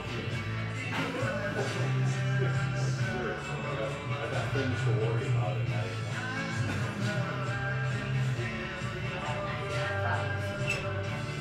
That ain't one. Alright. Alright. Right. So I'm supposed to need to read and talk now, huh? Let's see. I gotta get a little lever thingy. Lever thingy. Yeah, a lever thingy, you know, I forget what they're called. Oh, dude, I Lifts saw the needle off the record for you. a Scotch tape dispenser for you. Did you? I don't know where to get it, but it would look like a little tiny turntable, Oh, yeah? and you put this in the sleep and pull it out. So if like Nice. your turntable's tape and the needle Yeah. was off just like that, there was like a little bar underneath the needle, so that's where you would rip. Oh, really? That's good. It's actually really cool. That's cool. I love shit like that.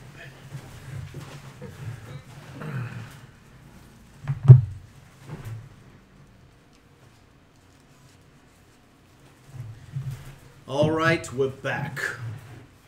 We are back. And front. Believe it or not.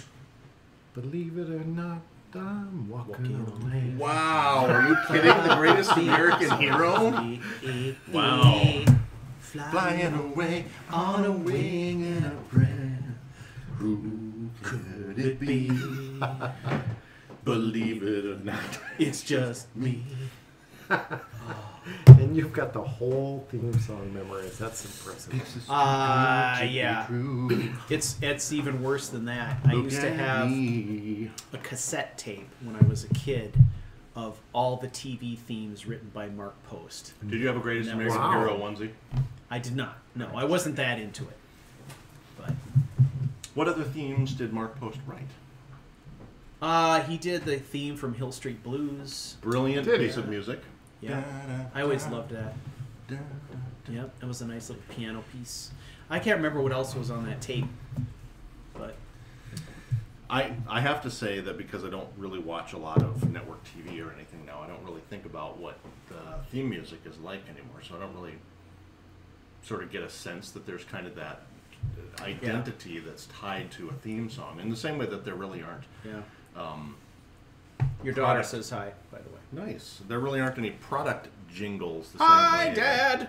that there used to be, right? So you used to have stuff, not just the Oscar Mayer Wiener theme song or whatever, but everything had a bit of a jingle to it, It right? did. I mean, whether you were, as long as you're They going put to in some Kmart, effort. Don't forget the film, Right, or right. whatever, Yeah. you know. My Did put in some effort back then. Yeah. my youngest is what did he start out with? I can't remember what he was watching, but so him and my wife they like watching The Good Place with Mhm. Ted Danza. Tony Danza Tony Danza. Tony or Ted Ted Danson Danson, from Oh Cheers. yeah, Yes. Ted Danson. Yeah, not Tony Danza. Tony Danza. That would make it completely different. It would. Ted Danson, and it's actually a really good show. But so my wife's like, you should really watch Cheers.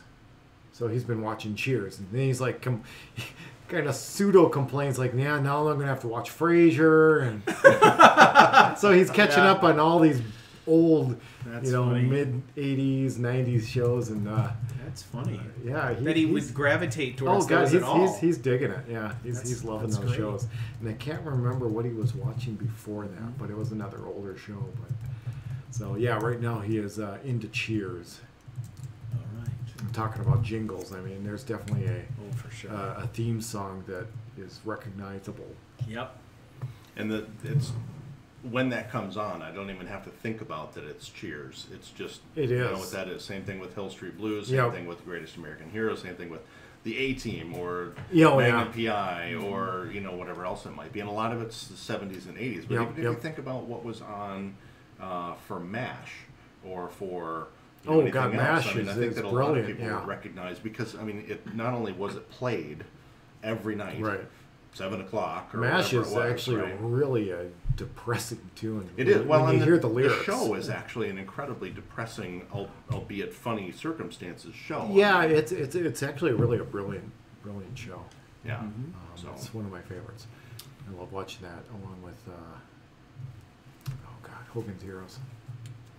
I never really got into Really? Hogan's Heroes. Oh, yeah. I loved I always Hogan's love Heroes. that. Any show that had a secret door in it or a Secret- passage yeah, or a tunnel yeah. or a I gadget, love I was those. like totally into that. Yeah. Yeah. Hogan.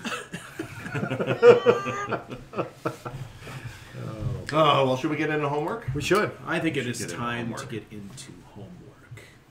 So, folks who are on chat will notice that my younger daughter is on chat and wondering what this homework thing is actually all about. So, Sydney, maybe- you've done your homework? You haven't finished your homework? I don't think she's Shame I for don't- I shame. don't think she's touched Skyrim in months. Oh, Yes. that's So, disappointing. do you want to give a little recap, Joe or Stu, about what the homework is all about? For this episode? Yeah.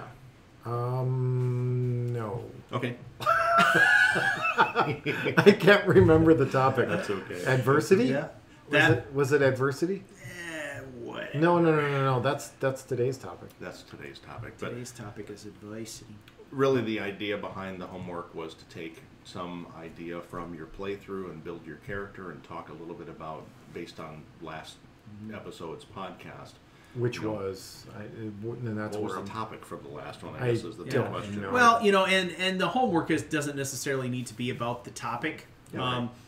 It's about In most character cases, development. it's getting an update. Yeah, You know, exactly. so we can kind of keep track of where these characters are. So. Wow. Yeah, I can't find the Oh, disc. The dog ate my homework. Sydney brings strudel to a screeching halt. Wow, Wow. Oh no. that's awesome. Oh, I'm sorry. It's okay. And Sydney, you're in mixed company of people all over the world. Don't. I love it. No, that's brilliant. Hershey was a very good dog. Now I'm just feeling deflated. Yeah. It's been a while though, hasn't it? So it has. It's been a couple of years. So, Yeah. but the dog didn't eat it. Time eases the I- sting. I know where the Skyrim disc is. It just is in a Oh, different okay. box. So anyway, Well, my dog went down fighting when he went. Oh. He went down. He went down engaging in his favorite fetish, I don't which think was I want to know what that I had a dog. His name was Bentley. This is for the ghost who is a requested model. Model is going to speak for a moment about a little dog named Bentley. He was a long-haired miniature dachshund who had a penchant for eating women's small clothes. If you will, small clothes. You know what I'm saying, right? Anyway, he had a penchant for this, and he did it throughout his entire life, chewing up small clothes, spitting them out, barfing them out, whatever it was, right? And in his later years, as his digestive system became less apt to digesting such things, he passed away after eating some women's pantyhose, which he enjoyed very much. He went down fighting, doing what he loved. And that is what we loved about little Bentley. Pantyhose. He was dedicated. He was dedicated to the cause of eating women's undergarments. I did not know that. Yes. And that is how he passed away from this world. But he was doing what he loved, and at the time he died, he was 15 years old, which is quite old That's a good for a little run. dog of that size. That's a good run. And breed, of course. All right. There you have it. He was a good dog. He was a Mostly. perv, but he was a good dog. Whole new meaning to panty raid. Yeah, I know. He would go on panty raids all the time. I don't know why we didn't call them panty raids, but we should have. Just be like, where's Bentley? I don't know. He's under the bed. Why is he under the bed? I don't know, but I got a good idea why. You look under there, and he's under there. I'm pretty sure those are yours. Yeah. There is another pair of crotchless undergarments. Damn dogs. Dogs are weird. They are weird. That's a very different way of. Yeah. That's not how Annie said it. Well, we had 7 people submit homework responses this week. I don't know if all of them are from this last episode because I haven't read them. And all 7 of them All are right. magnificent. Cold readings Cold by the reading. Sovereign Jester. Exactly. So thank you to everyone who continues to put the pronunciation of your main character in here while I am probably going to myrtleize the pronunciation of other characters in your story. Yes. You'll have to just put up with that. Let the slaughter begin, Matt Kelly. All right. Well, we're going to start with from the Fated Andy Okay. with the character Bo Deer I'm just joking. Butter on Bear Claw. Oh dear, unbear claw. Unbear Claw. That's a ham-fisted pronunciation. Sounded so much nicer in his own native language. But oh dear, unbear claw is all he could manage. That's what the Nords call it. Like right out of Blazing Saddles. Oh dear, Oh $5. my. God, that is funny. Oh my. And as we have given character status and a short narrative for all of these, I'm gonna do them in order. So you say you're a Tel Van I mage. Well, I kind of like me a Tel Van I made. Tell me where you from, Tel Van I made. Morrowind. Moron wind. I never heard no moron wind. I'll bet all your people there. We've got a real theme going on with language here tonight. I love it. Oh, we totally do. Morrowind. I have to say, we'll take a little turn on Conversation Street here. I recently watched The Magnificent Seven again. Right? Fantastic. You look back The to original? them, yeah, with Yul Brynner. Cool. Right? God, I love you, Brenner. Dude was just awesome, right? And I totally forgot about Yul Brynner's voice. Oh God. Yul Brynner just has a character style that he did a fantastic job in The King and I, don't get me wrong. I think that in The Magnificent Seven it was just like everybody, even in his own crew, wanted to be him. Uh-huh. Right? Oh yeah. No, he was the shit. Cool and collected. And He died too young, I think. I like to think about what he could have done if he later on in his career. I think he made it to 58 or something. It wasn't Yeah, really very I don't know. Wow. Cancer got him, but yeah, I was always fascinated with him as an actor because at the time he was like really diverse, right? Mm-hmm. Like, you know, Charles Bronson was in that too, right? But Charles Bronson was always the action hero, always the action hero. And then you have a guy like Yul Brynner who does a musical, The King and I, right? Yeah. Like, I just thought that was so fascinating. And then he does a sci-fi flick. He did Westworld, right? And then he does Magnificent Seven, and he does all these different things. And I thought, man, how cool would he be in just like anything? Right. Like, Kind of like Hugh Jackman. yeah. I mean, he's kind of got the He's musical thing. got a and, very you know, diverse. he's Yeah, exactly. Your daughter Yeah, has a he kinda question surprised before you me. launch into your reading. All right, hang on. Huge Ackman. Yes. Huge. Hey, Sydney, why don't you do me a favor and text me, okay? That's No. She can post it here. Come on, we're all friends. Dirty laundry. Let's air it out. she wants to know Let's where air the it out. disc for Skyrim is, and I need to remember which packet. That's probably the question. That's completely a legit question It's for this totally a live legit stream. question. So the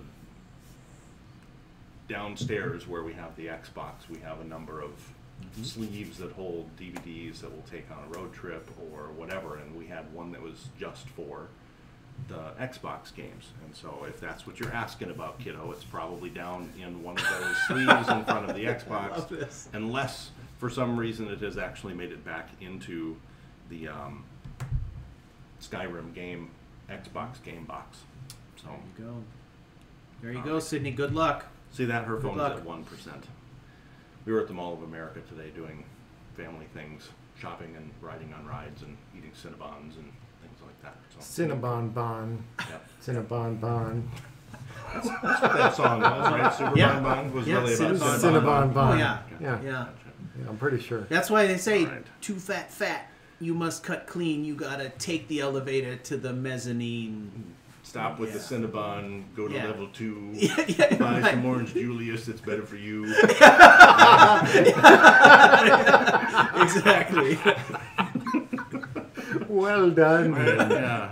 Bon. I love that song. Oh, that's one of my favorite songs. Sydney, I I will. love them, Sydney, I will actually. find it after the podcast. Mike Doty and is related really- things tonight. I'll just keep ripping stuff apart. You'll find it. And I'll make sure that you have the disc available to play Skyrim this week. All Go right. through all of your dad's personal things. Dig through his desk.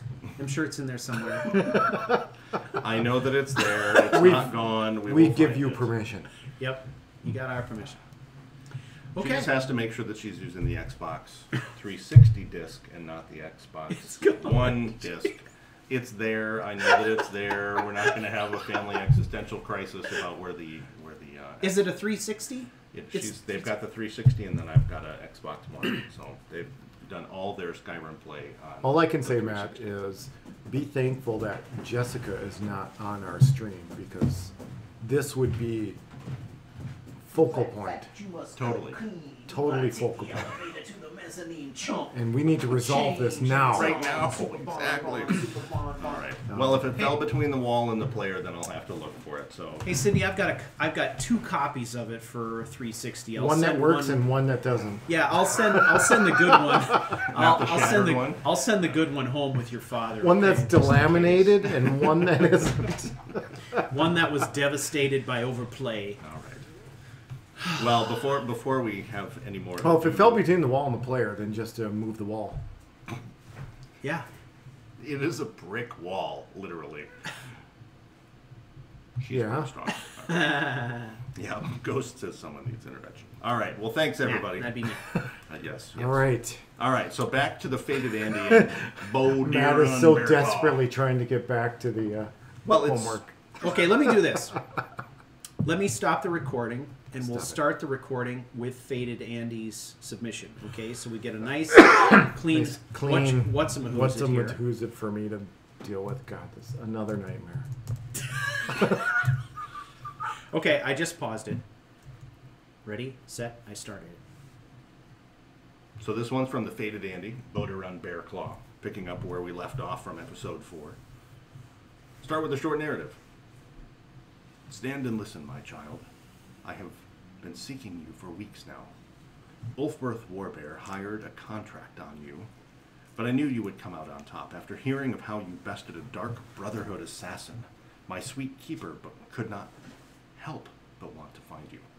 He was under the impression that you could be a powerful ally that the Brotherhood is in need of at this moment. Since you are hearing me, I can only assume that you took the ruby off the assassin that was sent. For all his rambling, my keeper is far smarter than people give him credit for. He performed the Black Sacrament to get the attention of the Brotherhood here in Skyrim in order to contract on you. He paid them with that ruby, which I then put what you might call an enchantment on it. It is a temporary link through the void that is allowing me to speak to you right now. That Aretino boy has still not been approached by the Brotherhood. You must talk to him. Show them that they will lose contracts when they ignore my ritual.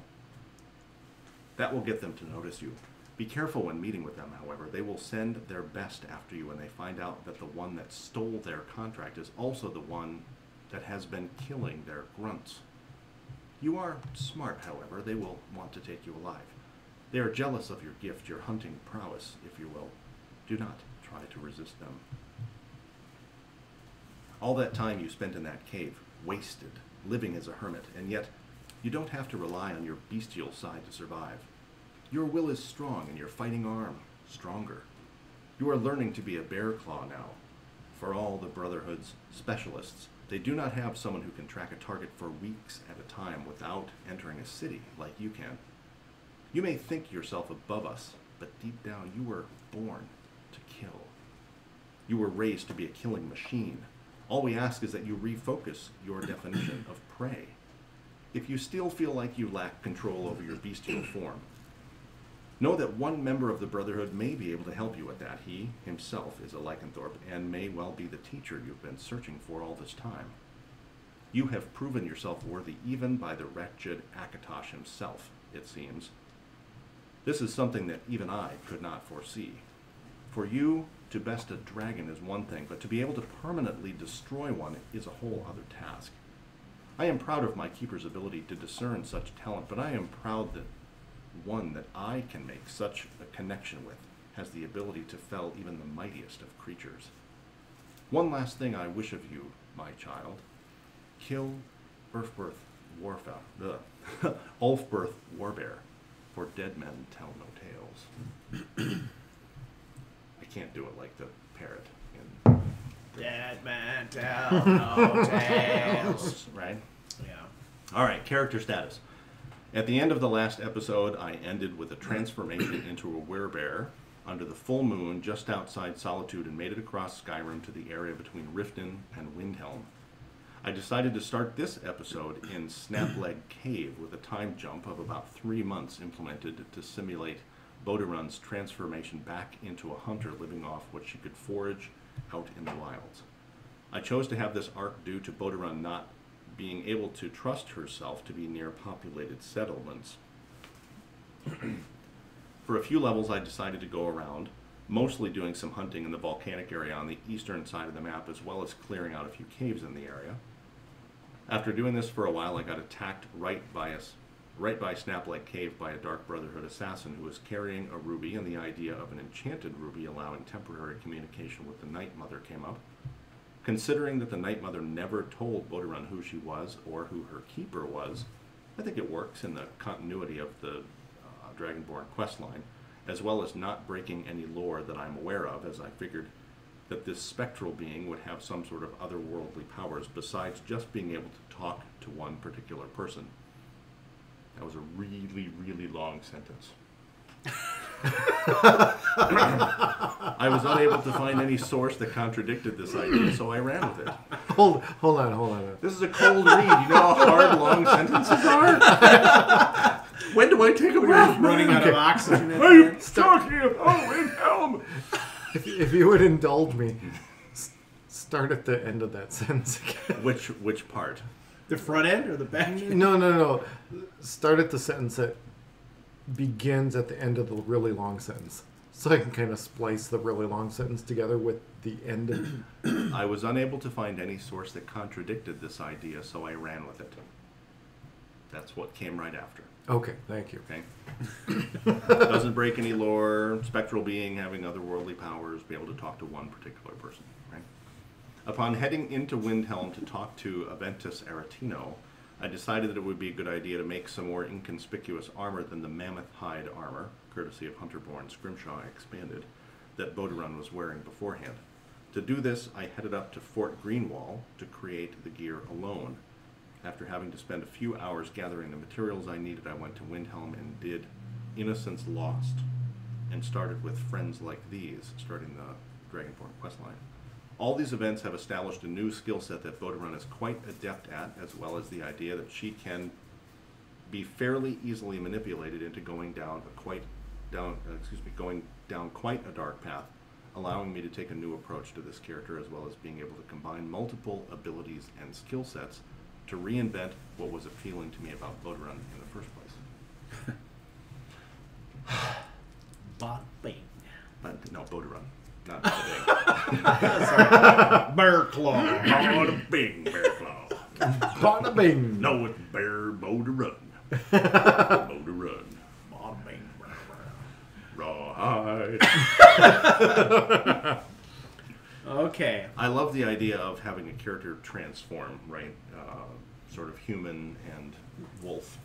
I mean, I think that you guys have played some characters that have had sort of a second side. I think that knowing that now you've got the ability to talk to somebody, a spectral character, certainly makes a big difference. It's certainly an opportunity to do this in other parts of the game as well. But I don't really know much about, what is it, Break Leg Cave? Snap leg. Snap Leg. But break leg is pretty accurate. Break Leg, Yeah. Snap Leg. Where is Snap Snap it, Leg? break it. Where is Snap Leg Cave? Snap it, break it, don't matter. It is on the road Pop it. to Rifton. To Rifton. Snap it. Snap Leg. Yeah. Break it, snap it, smack it on the bing bong. You know what I'm saying? Chris would love you for that. I know what you're saying. I know what you're saying. Gotta smack it on the bing bong. Snap Leg. At least it's not to do the stank leg. Right? Yeah, stank leg. What the hell? Hey, What the hell's going on in here? Oh, damn! He's got a stank leg in here. So, you guys, That sounded just like Steve Harvey. That was you great. guys are so crazy. Oh, that was awesome. Oh. We could do a better job at making Skyrim than the Bethesda does. Oh, my God. You know, you called it snap leg. You could have called it stank leg. Could have been stank leg. Stink leg. Yeah. You missed an opportunity.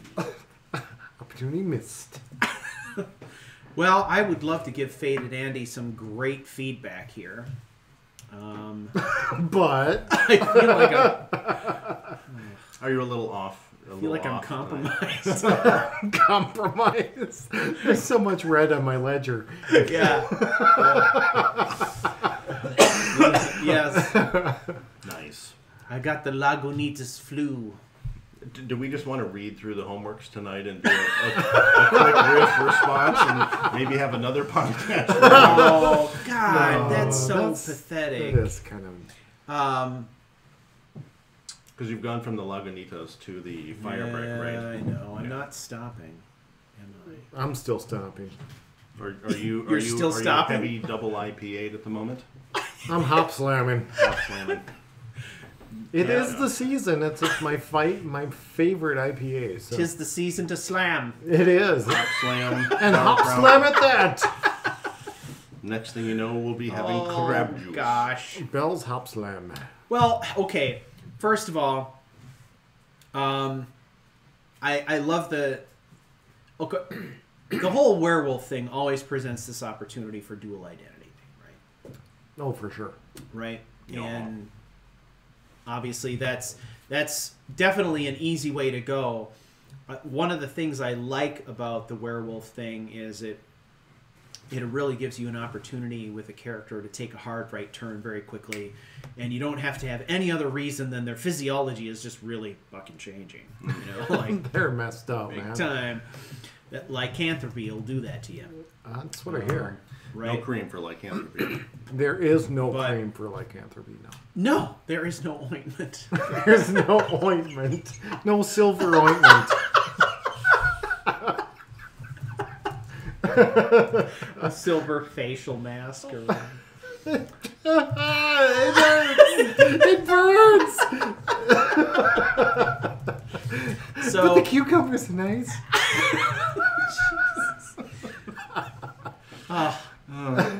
do we need to just issue an apology right now to everyone for this episode? No apologies. No. We're professionals, start to end. And honestly, throughout your performance of that piece, which was excellent, by the For way, a cold read, I don't think that No, I don't think I that think I you would have did been quite hired well. for that. You did it well. was excellent.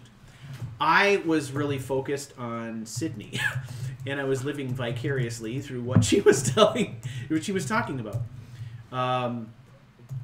She was talking about writing her own stories and how to contribute, and it was just sort of gratifying to see members of this community help her understand what we were doing here and how she could contribute if she wanted to, Yes. which yes. I thought was really great. She's Yeah, contributing in numerous ways. And what Not Faded only- Andy here did is he provided us with a wonderful story, which you read, which entertained everyone here, Yes. right? Which I think was fantastic. Yep. And for those people living in my home who need to get information about what we've been doing so far in season 3, I can certainly do that when I get home tonight.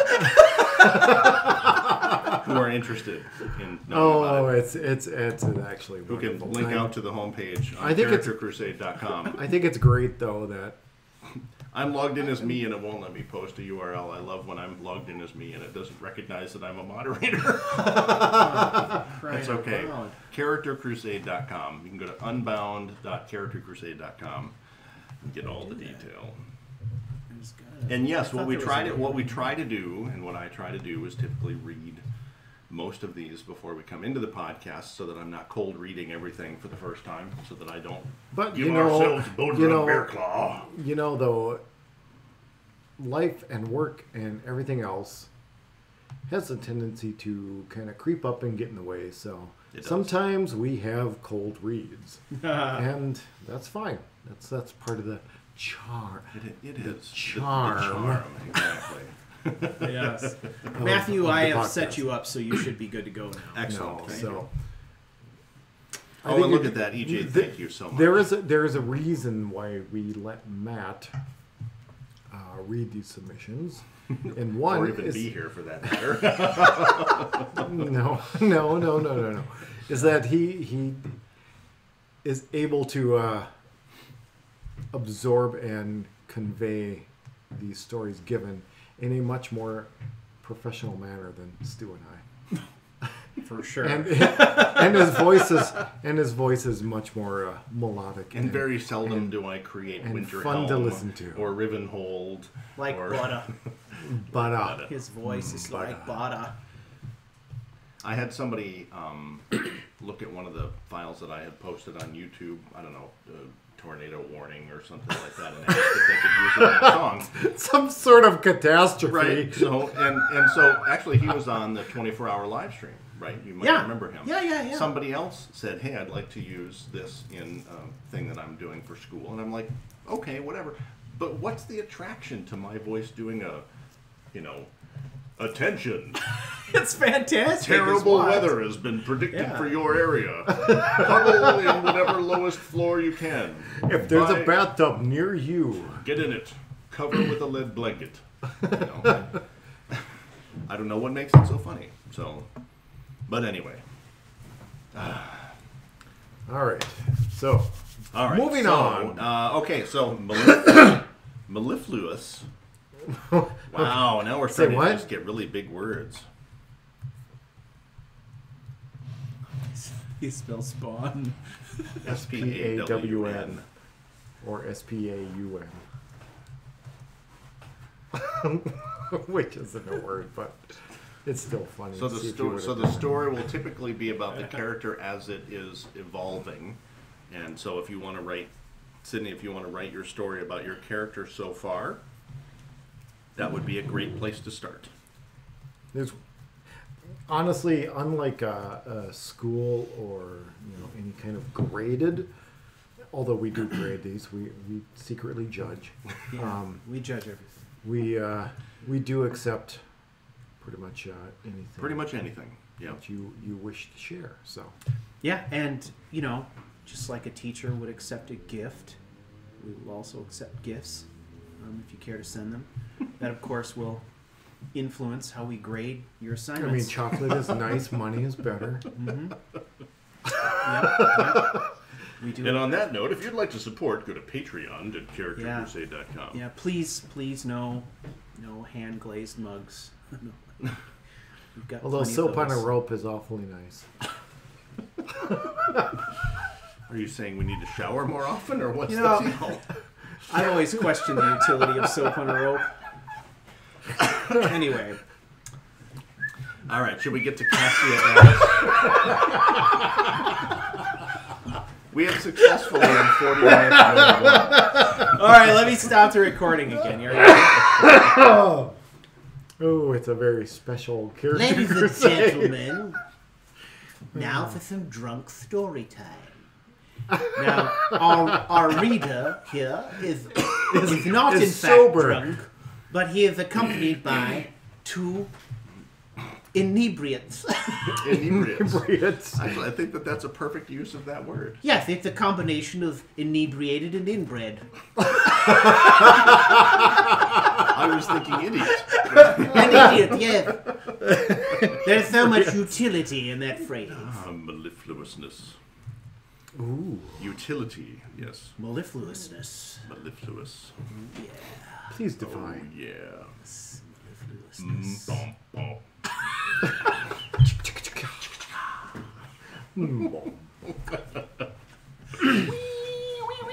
Ain't falling for no banana in a tailpipe.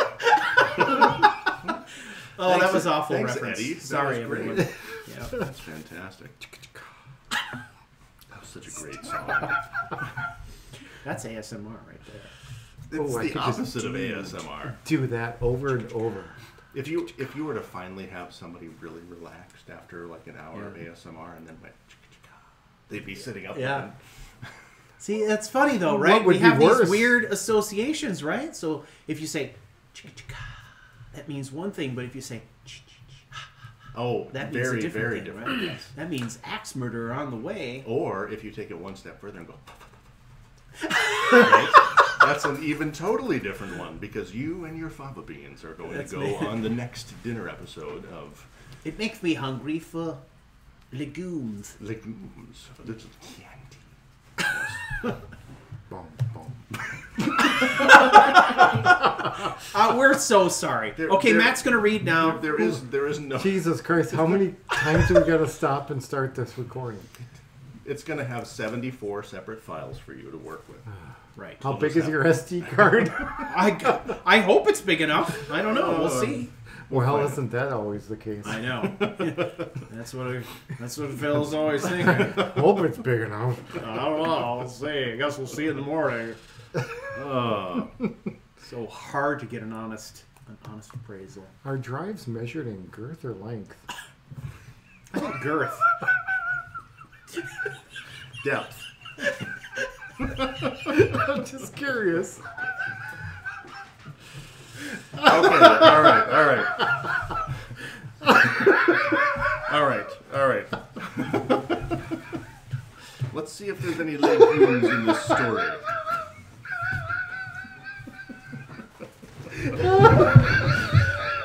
This will be so much easier with him lying around on the floor. Oh, make it stop. Where are you?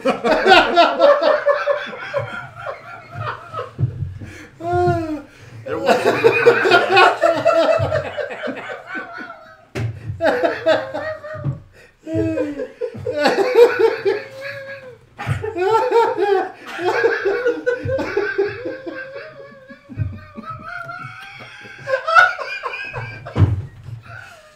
Doggles. even the morgue has answered your question for you.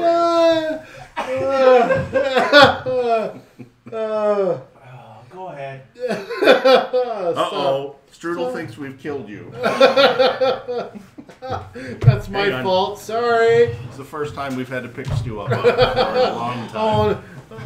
Oh no, it isn't. It is not the first time we've had to pick Stuart up.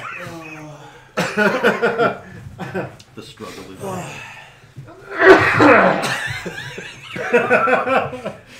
Oh my Get him some more pretzels.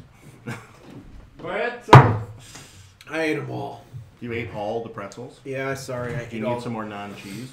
No. I don't need nothing. I got Character Crusade podcast. That's all I need. It's all crushed into your ears. Oh, son of a bitch! This is gonna be a bugger to edit. Oh, Well- we did record all that. That's good. So that's pretty cool. I'm never deleting this recording from Before we YouTube. have to call the paramedics, we might not get through all of the submissions tonight. Oh, I'm sorry. Okay. Is it a fair assessment to say there's no way we're going to get any Black Blade done tonight? Oh no, that's out the window. I figured that. That's that been was out the true. window since the get-go. Yeah, it's not happening. Since the double IPA came out, there was no more Black Blade planned. Black Blade. I was hoping to record some audiobook shit tonight. There's no freaking way. Oh, or maybe it'd be a good time. Yeah, It would actually. be really interesting for you to do some character voices tonight. They wouldn't match any of the other stuff, but No. So you many know. character voices. Well, that was fun. I spent 11 hours editing this one chapter to get it to sound like the others. Okay, anywho. Anywho. Okay. How many of these? 7? There's only 6 more. How am I going to survive? All right. You need to have food in your belly before you have... Joe needs to be quiet. That's the only way this is Sorry. So this one is from Kat. Kat is even listening. Kat knew that she submitted her homework early and is anticipating hearing this. Now that I've said that it's coming from Kat. We're so sorry, Kat. Yes. There's no way we're going to get through the whole short narrative before you guys chime in, so I'm looking forward to it. Okay. Remember the characters Cassia, Eris, Okay. Oh, she's a good one. Midas, 17, mid-year, 4th era, 202. Proud Spire Manor. Proud Spire Manor. Menno. Manor. Not Mana. Menno. It's French. My lady, the boy has returned.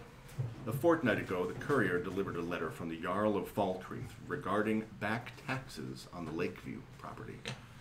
Your daughter went to handle the matter, and I foolishly supposed the swordswoman, Uthgerd, would have kept her out of trouble, but I get ahead of myself. The trip apparently went fine, except Miss Cassia wanted to make a return trip later that week to finalize some paperwork, or so she claimed. She returned a day later than expected and a bit haggard looking, but said the weather had been awful and she felt like a drowned skeever. Not 2 days later, she was going to Winterhold to attempt a second round of negotiations with the mages. This seemed strange as I recalled her early letter regarding them, but I did not wish to alert her to my suspicions, so I did not question her.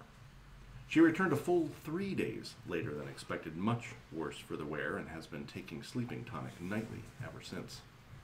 It was a trivial visit to the forecastle and speak with the regulars. She has been putting up Kaiden there at her own expense, and there is no secret about their affair.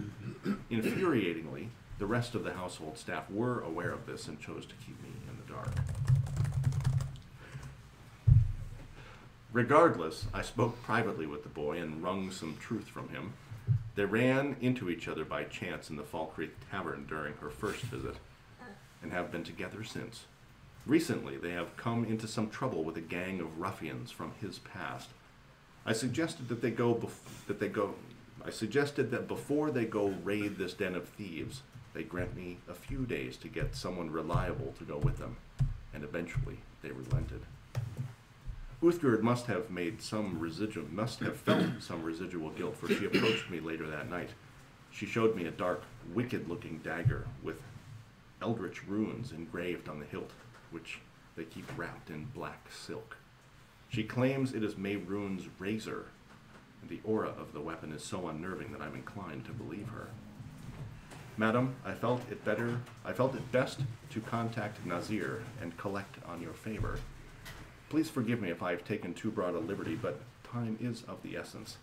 I trust in his discreetness to both assist with eliminating this band of degenerates from the boy's past and tie up any loose ends afterwards. I remain faithfully yours, Benjamin Dune. Love Benjamin. He's a very different but related to Brigadoon. Brigadoon. The older brother. I think Benjamin is the older brother of Brigadoon. Brigadoon. Wonderful movie. Gene Kelly. Yeah. So character status, let's get through that and then we'll talk about Gene and some dancing. Okay. In my original playthrough with Vicky, she bought Lakeview Manor. I decided that it had been repossessed after the fire, and after Cassia's theining ceremony, the Earl of Falkreath heard the family had returned. He now wants his back taxes. I wanted another gold sink. I didn't know Kaiden goes to Dead Man's Drink when dismissed, so Cass running into him was completely accidental. Cassia had already picked up the Mehrunes' razor quest while touring Skyrim's Standing Stones, trying to take her mind off of Kaiden. If you speak to Kaiden while the quest is active, though, you have an option to involve him in it. It ties to his backstory. She brought it up while catching up with him, and he agreed to join her to ensure the razor pieces were safe. Retrieving the last piece of the razor meant returning to the Reach and fighting a bunch of Forsworn, Briarhearts, and Hagravens. This was extremely re-traumatizing for Cass, given Lorna's death in Old Hold On early in the playthrough. This has started manifesting as PTSD symptoms.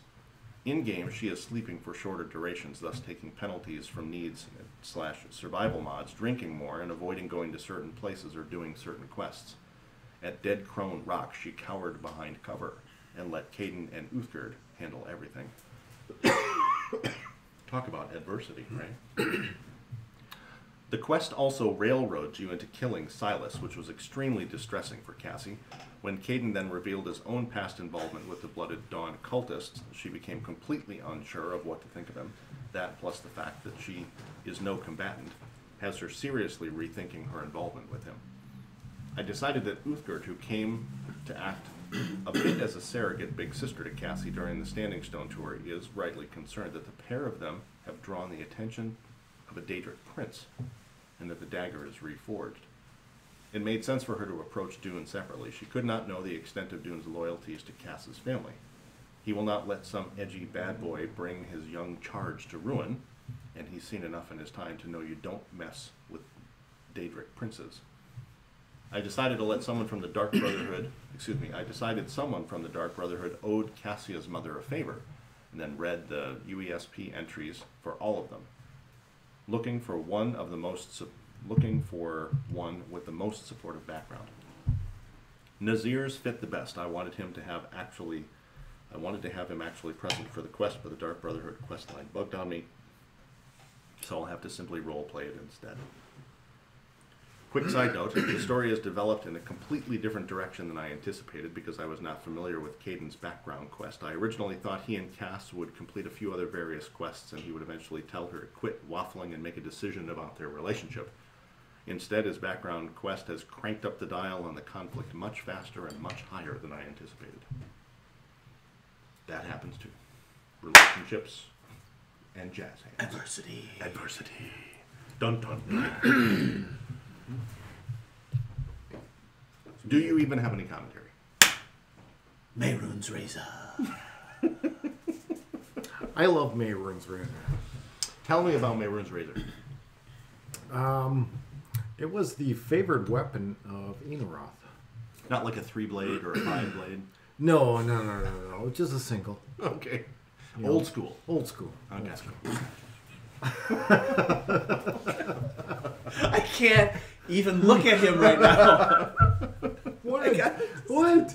I've done nothing. You've done everything. I've done nothing. I know. Okay. As you were saying, I know. I'm interested in hearing this, but I'm also interested. You guys. God damn it. I had thoughts about this. I had thoughts. No, I with my Dunmer character Enaroth, which I did not play as a video recording or a series or anything. She kind of gravitated towards Mehrunes. Mehrunes was her deity, if you will. So she was all about sitting at the right hand of Mehrunes, which she saw as this female goddess. Now, Daedra are interesting, all related as princes, but their sex isn't really gender fluid. gender fluid.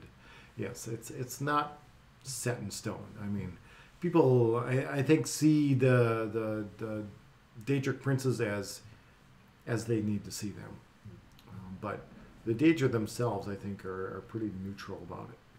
So, All right. Enaroth always saw Mehrunes as this queen. So Mehrunes' razor was her big thing. So when she was able to bring that together, because in the game you need to go through these several different quests to find all the different pieces. There's several pieces because it was split and broken apart.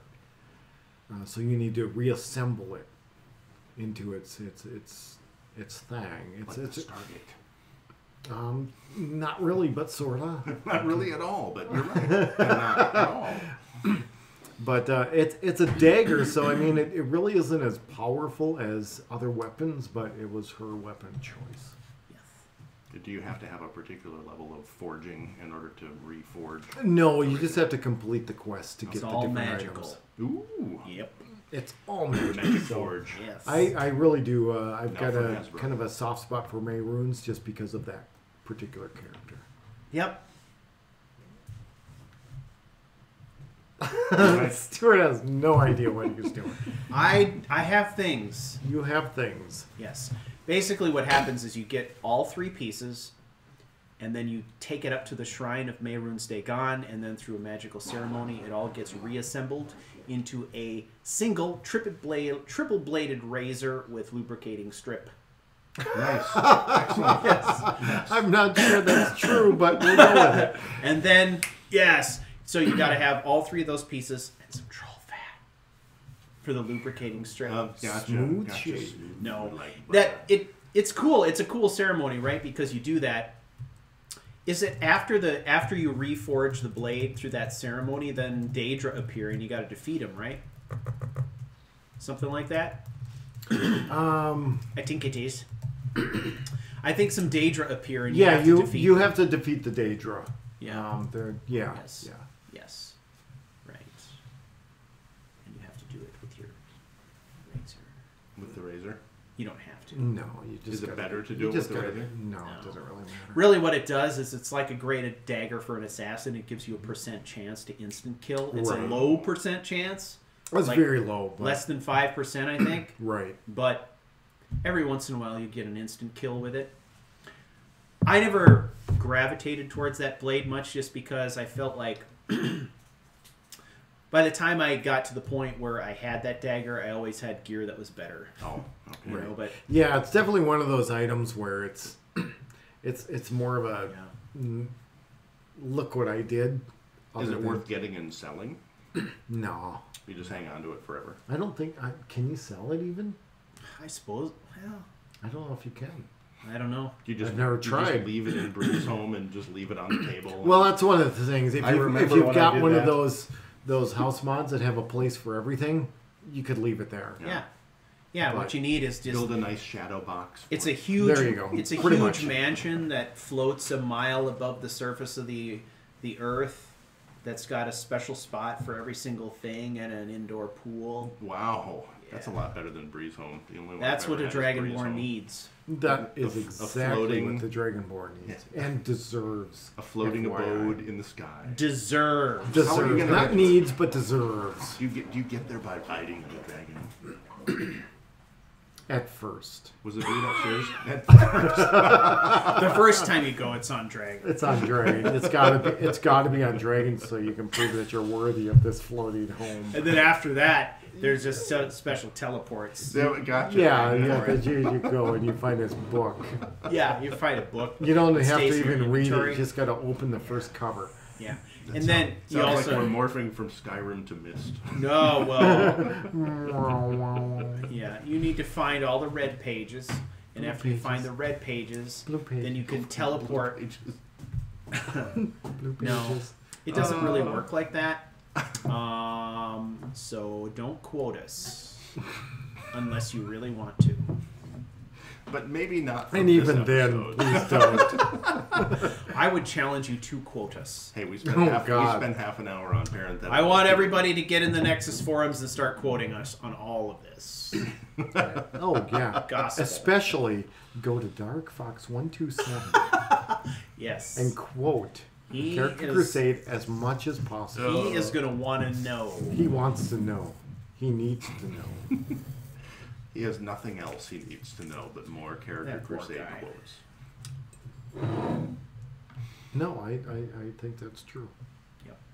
It's not busy at all. Dark Wait. Fox. Another great 127. entry. Thank you. Oh, very lovely. I wish that we were good. At Focused.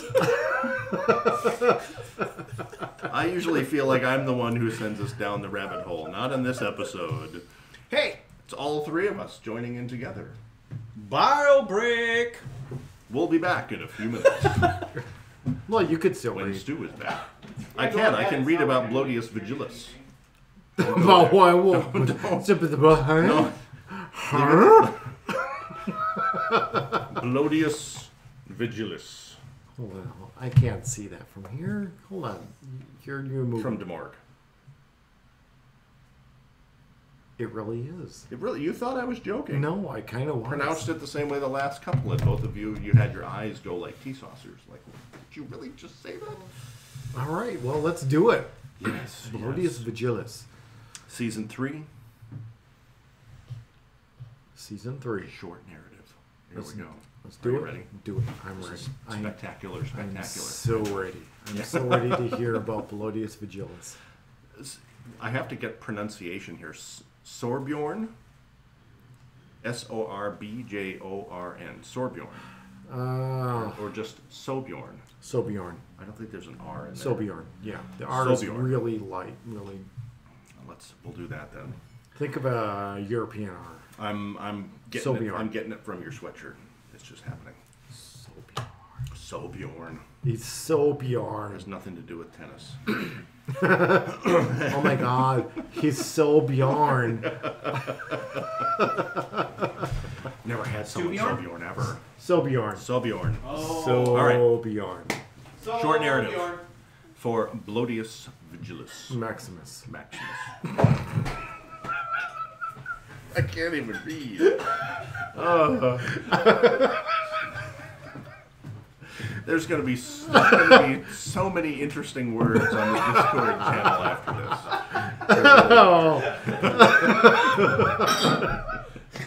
All right. Sobjorn.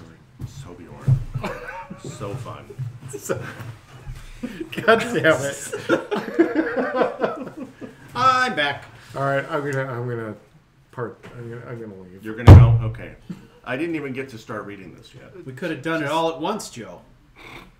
I don't know why you didn't finish while Stu was away, because he's been the biggest distraction. I was going to try, but we got stuck on Sobjorn. Okay. You could hardly get past Blodius Vigilis. Blodius Vigilis? What is that? Blodius Vigilis. What? What is that? Why stop thinking I'm making it up? What character again? Oh. Oh, okay. Right? Have we talked about this character before? We have. I'm kind of thinking that there's probably something You about guys. death at night at some point. I am so sorry. For Stuart's actions. I'm so sorry. Anyone Get who's- out of here! Anyone who's still maybe sort of in the chat. I'm so sorry. Sobjorn, yes, EJ, that's perfect. Thank you so much for being able to get the and breakdown from Swedish alphabet. That makes a huge difference. I do appreciate it. Character Crusade podcast, the best. I can't even get it out here. The text is too small, and my eyeballs don't work that way anymore. The best podcast full of words. Yes. All right. Let's pretend that none of that happened yet. Okay. Sounds good. We're gonna go into episode 4 homework from Good grief. Okay. more. All right. Is the ground still shaking? Nils asked anyone that may be listening. Drink your mead, Nils. You'll feel better. Sobjorn was worried about his friend. Since the incident at the Western Watchtower, Nils had been in a trance. He just sat there with a tankard full of mead in his hand, staring at the empty barracks in front of him. This was the first thing he had said in almost 4 hours. Sobjorn heard the dragon's roars from the front gates. They were so loud it was almost as if he were at the watchtower. Much fainter. He was also able to hear the battle cries of his fellow guardsmen, either as they valiantly fought or valiantly fell to the worm. It is worm, right? Yeah. All right, thought so. Sorry about that. Then, not long after that noise had faded, the Greybeard's call. Everyone in the city heard it. And the ground did shake, but only for a moment. Nils! Nils! Sobjorn shouted. Finally, his friend blinked and slowly turned to face him, mouth agape. We've served in the Great Whiterun Guard together for, what, 12 winters now? I've never seen you like this. Even when we took down that giant that lumbered too close to Pelagia Farm. We almost died, but celebrated for what felt like a fortnight. What happened at the watchtower? Nils finally spoke, but his gaze once again wandered. It was... Gods, the smell. So many of our brothers burned to death. Their screams have faded, but the smell... Sobjorn's look concerned softened into one of sympathy. Sobjorn's look of concern softened into one of sympathy. He squeezed Nils's shoulder, gently helped to guide his friend's tankard to his mouth. Nils took a healthy gulp. His cold gaze warmed a bit, and tears started down his face. Nils was back, and Sobjorn was relieved. Apparently it was just make him guzzle some mead. That helps. All right. Nils snorted, clearing his running sinuses, and wiped his face. He drew some more mead from his tankard and continued. But it wasn't just the battle, as terrible as it was. There was something bigger, even more awe-inspiring and terrible. He's Dragonbjorn, Sobjorn, no doubt about it. But Nils' voice was not exuberant. It was terrified. Yes, Nils, we all heard the Greybeards. It is legend come true. This should be cause for celebration, Sobjorn said enthusiastically, trying to energize his friend. Nils' eyes met Sobjorn's again, but this time with more intensity. You weren't there, Sobjorn. When the Dragonborn struck the final blow, the beast burned. But there were no flames, and the heat and glowing unflames rushed toward man and vanished somewhere inside of him. Then there was an explosion. But not just an explosion, it was more. All of Nirn shook. But not just Nirn, it was the very bones of shore. Existence itself trembled at what had happened, at what it meant, at what it now faced. Nils, you're talking like the world is about to end, Sobjorn said with a slight chuckle, but his expression went cold as the grave when Nils simply nodded. Yes, the Dragonborn is back, Sobjorn, but that is no cause for celebration. It is a last-ditch effort by our very existence to try save itself. Now Sobjorn forgot about his own tankard of mead and stared blankly at the empty barracks in front of him. How much juice left? Do you have a cord for that? Juice? I have a plug-em-a-fire if you have a juice. Are you the connector. juice provider? I am the juicer.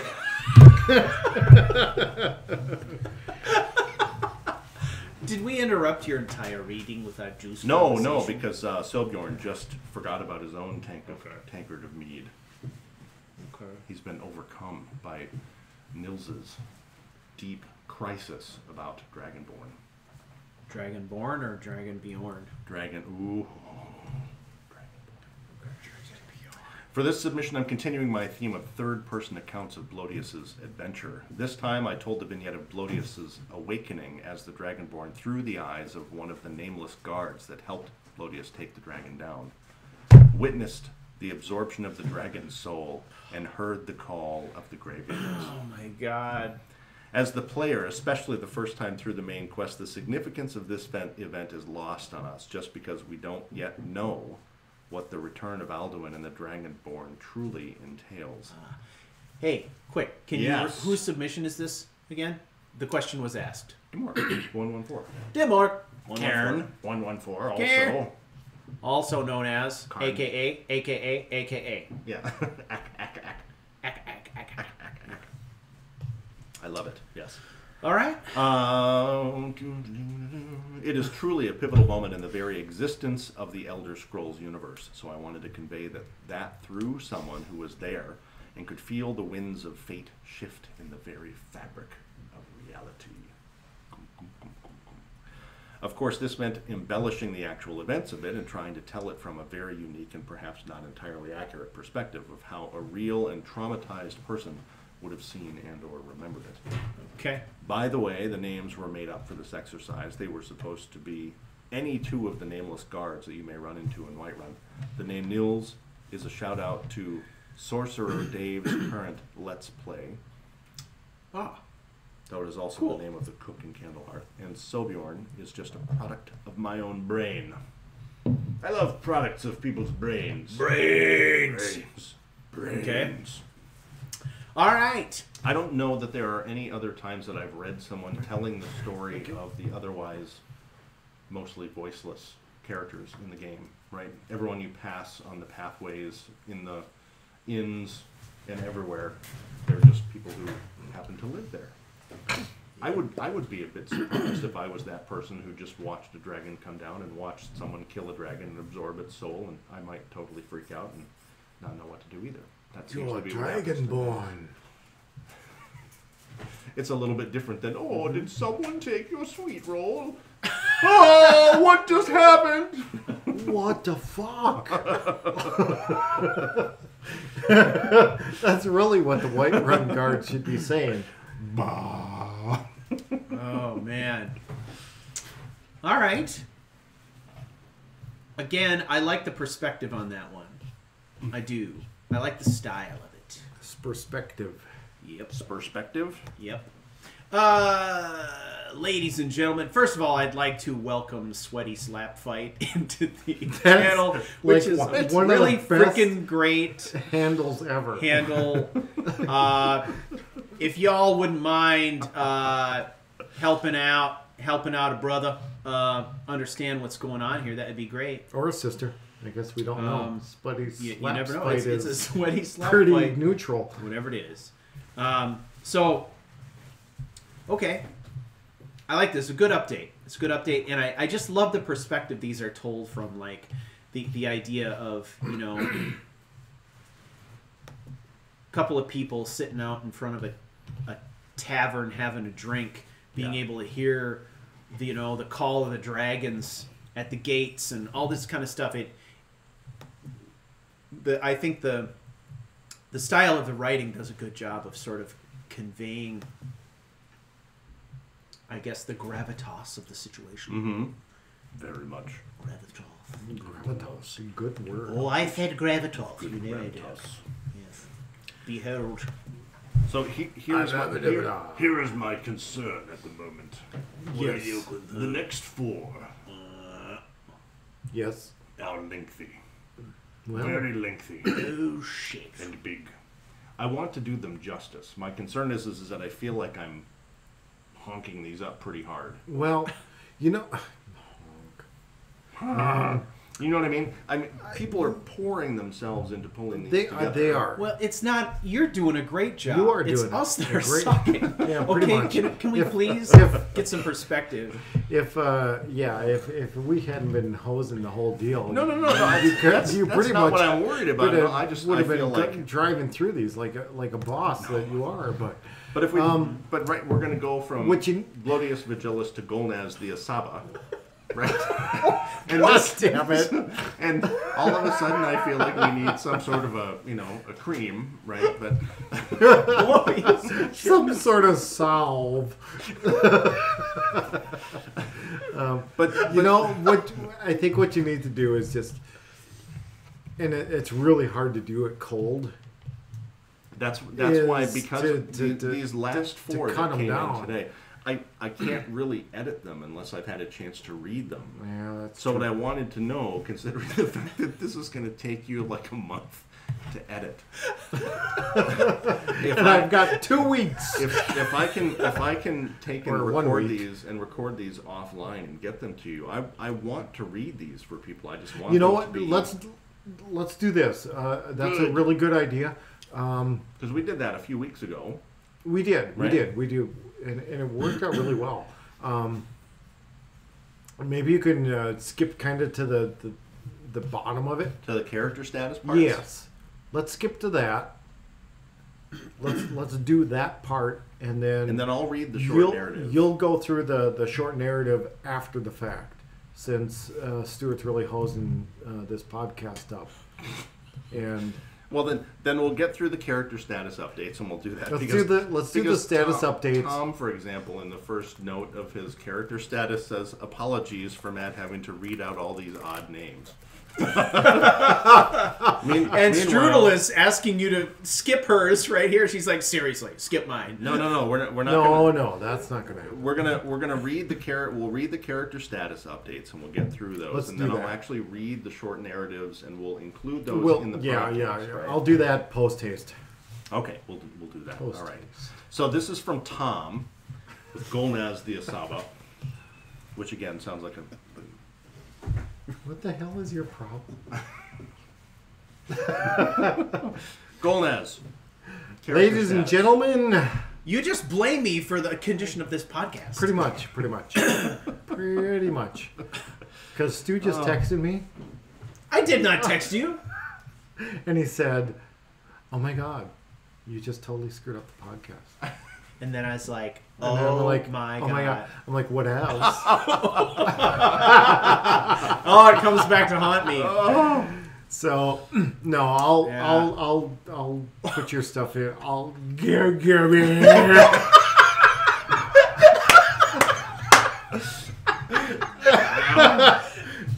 You're talking to me? You're saying I screwed this up? Yes. After all, it is your podcast. What? Oh, just because it's at my house on my gear with all my stuff All doesn't mean it's all mine. your stuff. So yeah, I'll include Matt's rendition of your actual submission Story. Your story. At least you didn't go. Oh, I love Labyrinth.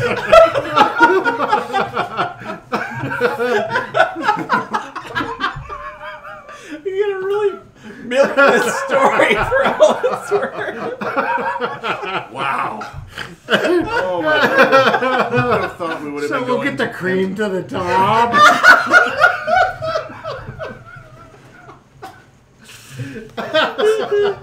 I'm gonna watch this come through on here and watch the cake.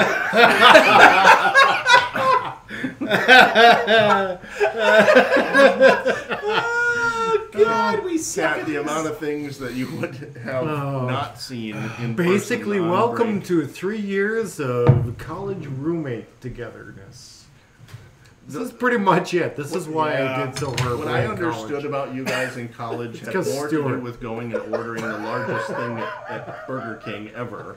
I And worked learned at a lot Burger about. King. I learned a lot about you guys in the last few years with this. For better or worse. All right, well let's get into Tom's character update. Let's try to. Mainly because I want to find out how people's character names will affect Stu's psyche again. So, Let's reassert some maturity into this broadcast, if you don't mind. all right, we're going to So talk we about. should probably leave. We're going to talk about Golnaz then. Yeah. All right, Tom says, first, my apologies for Matt having to read all of these odd names. I love all the odd names because it means taking some time to create people in-game, right? Golnaz has Sure been enough. fighting a guerrilla campaign against the Alakir patrol in Skyrim, led by Kamatu. Using Ordinator, her character is very much based on one-handed light armor, stealth, and alchemy. She had used the Lover's Stone using the Andromeda mod perks. Excuse me. It gave her a chance of resurrection on dying in battle. That would solve the dead means dead thing, right? Yeah. Several things have happened to Golnaz. Firstly, the resurrection perk failed. A known Bethesda bug, once you pass about 4,096 cell loads, the game can go wonky. I didn't know that. So just keep that in mind, man. This, I'll remember, 4,096 cell loads. Okay. This led me to replace the Lover's Stone with the Shadow Stone, giving Golnaz more combat speed and higher sneak if she is in shadows. About this time, Golnaz found a spell book for the Bound Sword. Maybe because you were talking about bound weapons last time. Who knows? Because of what happened in Hammerfell, Golnaz was hoarding every bit of conjuration magic she could get her hands on. A little bit of irony there. Using the Bound Sword to represent a spirit blade produced by a sword singer is going to be an uphill challenge for Golnaz. Her perks in Conjuration were only 5. Using training and killing wild animals, she is now level 16. The perks are different from vanilla Skyrim, as I used Impervious, Races of Skyrim. to help create my character, building a rogue type for Golnaz. Recently, my player has left Falskar and has been partly doing the Way of the Nine. I really need a rearview mirror in this place. No, It's Black good Ops. you don't. No, I think you could just go on gut feeling and you're fine. Vigilance of Stendar, as I thought it went with her character wanting to remove evil necromancers and vampires from the world. So the game Bethesda built that adapts to your playstyle has driven the story towards the end game. Is he just rolling the word golem I around in his mouth? just want to tackle him right now. I'm doing nothing. Nothing. His very presence. Oh, it's fucking me up. Oh, it's messing me up. Sorry. I'm not even seeing anybody write anything other than Strudel is waiting for you to fall down to the floor again. So Try to stay upright. I think EJ is probably right. This is 24-hour live stream level loopiness. This seems worse. This is Maybe actually this kind of is worse. Yeah, This well, seems worse. Yeah. But in a good way. but in a good way. Yeah. Yeah. But, props to Sydney for, sticking through it. Yeah, because boy. I'm pretty sure that soon she's going to get a reminder that there's school tomorrow, and that at some point, turning off the podcast will turn into getting ready for the day of school tomorrow after. But Mom, I'm Oh, spending come quality on. time with With Dad, Dad. watching his drunk friends be assholes. after we were at the It's mall. not even 9 o'clock. Come on. God, what a jerk. I know. And she doesn't even have to walk to school tomorrow. She is going to get rid of it. Like every other day, even when the Nice. weather's pretty nice. Yeah, she gets, Hey. yeah, yeah. She's the one at the school with the cool observatory. Oh, nice. Yeah. She got to see the blood moon. No, she didn't because she decided to stay home. Oh. She probably would have been Unfortunate. playing Skyrim had I found the disc. Xbox discs. Yeah. Wow, so it's kind of all your fault. It's totally my fault. Damn. It absolutely is. Yeah. What a horrible father. Oh, that escalated quickly. We didn't even get to the next rest area before that happened. At least my dad can remember where the discs are. Oh my god. My dad, the podcaster, has to go over to his friend's house and borrow his Xbox toys. And, Oh boy. Oh my god. So gross. whoa. So gross. So the next one is Issa. Do we want to read Issa's? Yes, we Do absolutely we have enough We've got- intestinal fortitude to read Hell Issa's? yeah. Probably not, but let's do it anyway. Because this is spare, not spear, not Spare. spire. My intestines are fine. Spare. It's never Okay. been my problem. So, because this last homework wasn't turned in, and we're going to get to that in a minute, this is sort of this epic poem a la Homer-esque kind of long. And I think we need to Daughter's give got a a question. ton of credit to Spare and Spare. their Homer-esque abilities, because creating epic poems are far from easy. True. So, That. as a person who has kind of dabbled a little bit in some of that realm, poems are not the easiest thing. Limericks are a form of poem, but there are a lot of different styles of poetic verse, and to try to adhere to that style, whichever one you prefer or are trying to do. Yeah, do. That's the word you were looking for. That's exactly the word I was looking for. Do. Sometimes it's a hard word to find. Do. What am I going to do with all these crappy letters? Oh, do.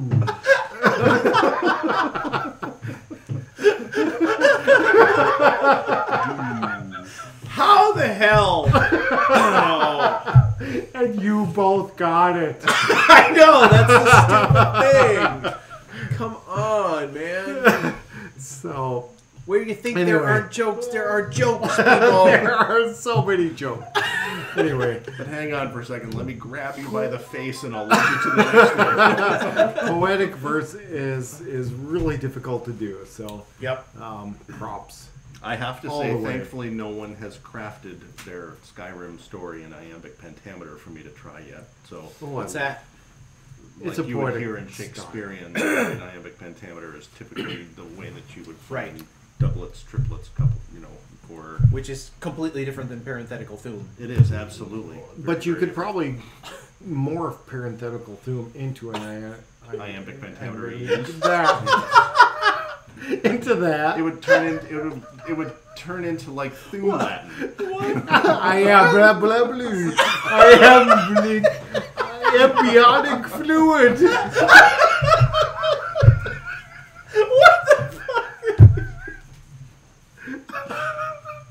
And in that moment, you two bend to life. What was the thing you were saying? Oh, what the hell were you? Iambic pentameter. It's the way that Shakespeare Oh, wrote I most of think his plays. Now, is it a Okay. cadence or a? It's really a cadence. It's a writing Okay. style. All right. If you- All right. I can look it up and read it to you off of Wikipedia if you would like, but I My- imagine if I tell you it, none of it will stay in your head overnight. I am so exhausted right now on this podcast. My God, we've totally got to thank Matt for some semblance of He's the- professionality. Only grown up in the room. Pretty much. So. So Now, if I read this like American, it'd be iambic pentameter. If you want to look at yourself a little Iambic pentameter? pentameter. It's a Wow, line. you Hang on, y'all. Shut up now. I'm gonna talk. about A line of verse with 5 metrical feet. That's each consisting of one short or unstressed syllable, followed by one long or stressed syllable. It's verbiage measured in feet. For example, 2 households, both alike in dignity. We're gonna do this whole Shakespeare thing like we're from Texas. Okay. All right? Maybe we can get Matthew McConaughey to do it. But I think he might be from Oklahoma. Anyway, you're probably used to the way that Shakespeare writes his plays, right? That's iambic pentameter. Or iambic pentameter. Iambic Parthenax. So iambic Parthenax. Parthenaxometer. And his parenthetical through shakaloo. Dare take the name of Duva. Did you say doofa? Or loofah? Doofa scheme. Loofah keys. His skin is so smooth. Ooh. That's a very nice.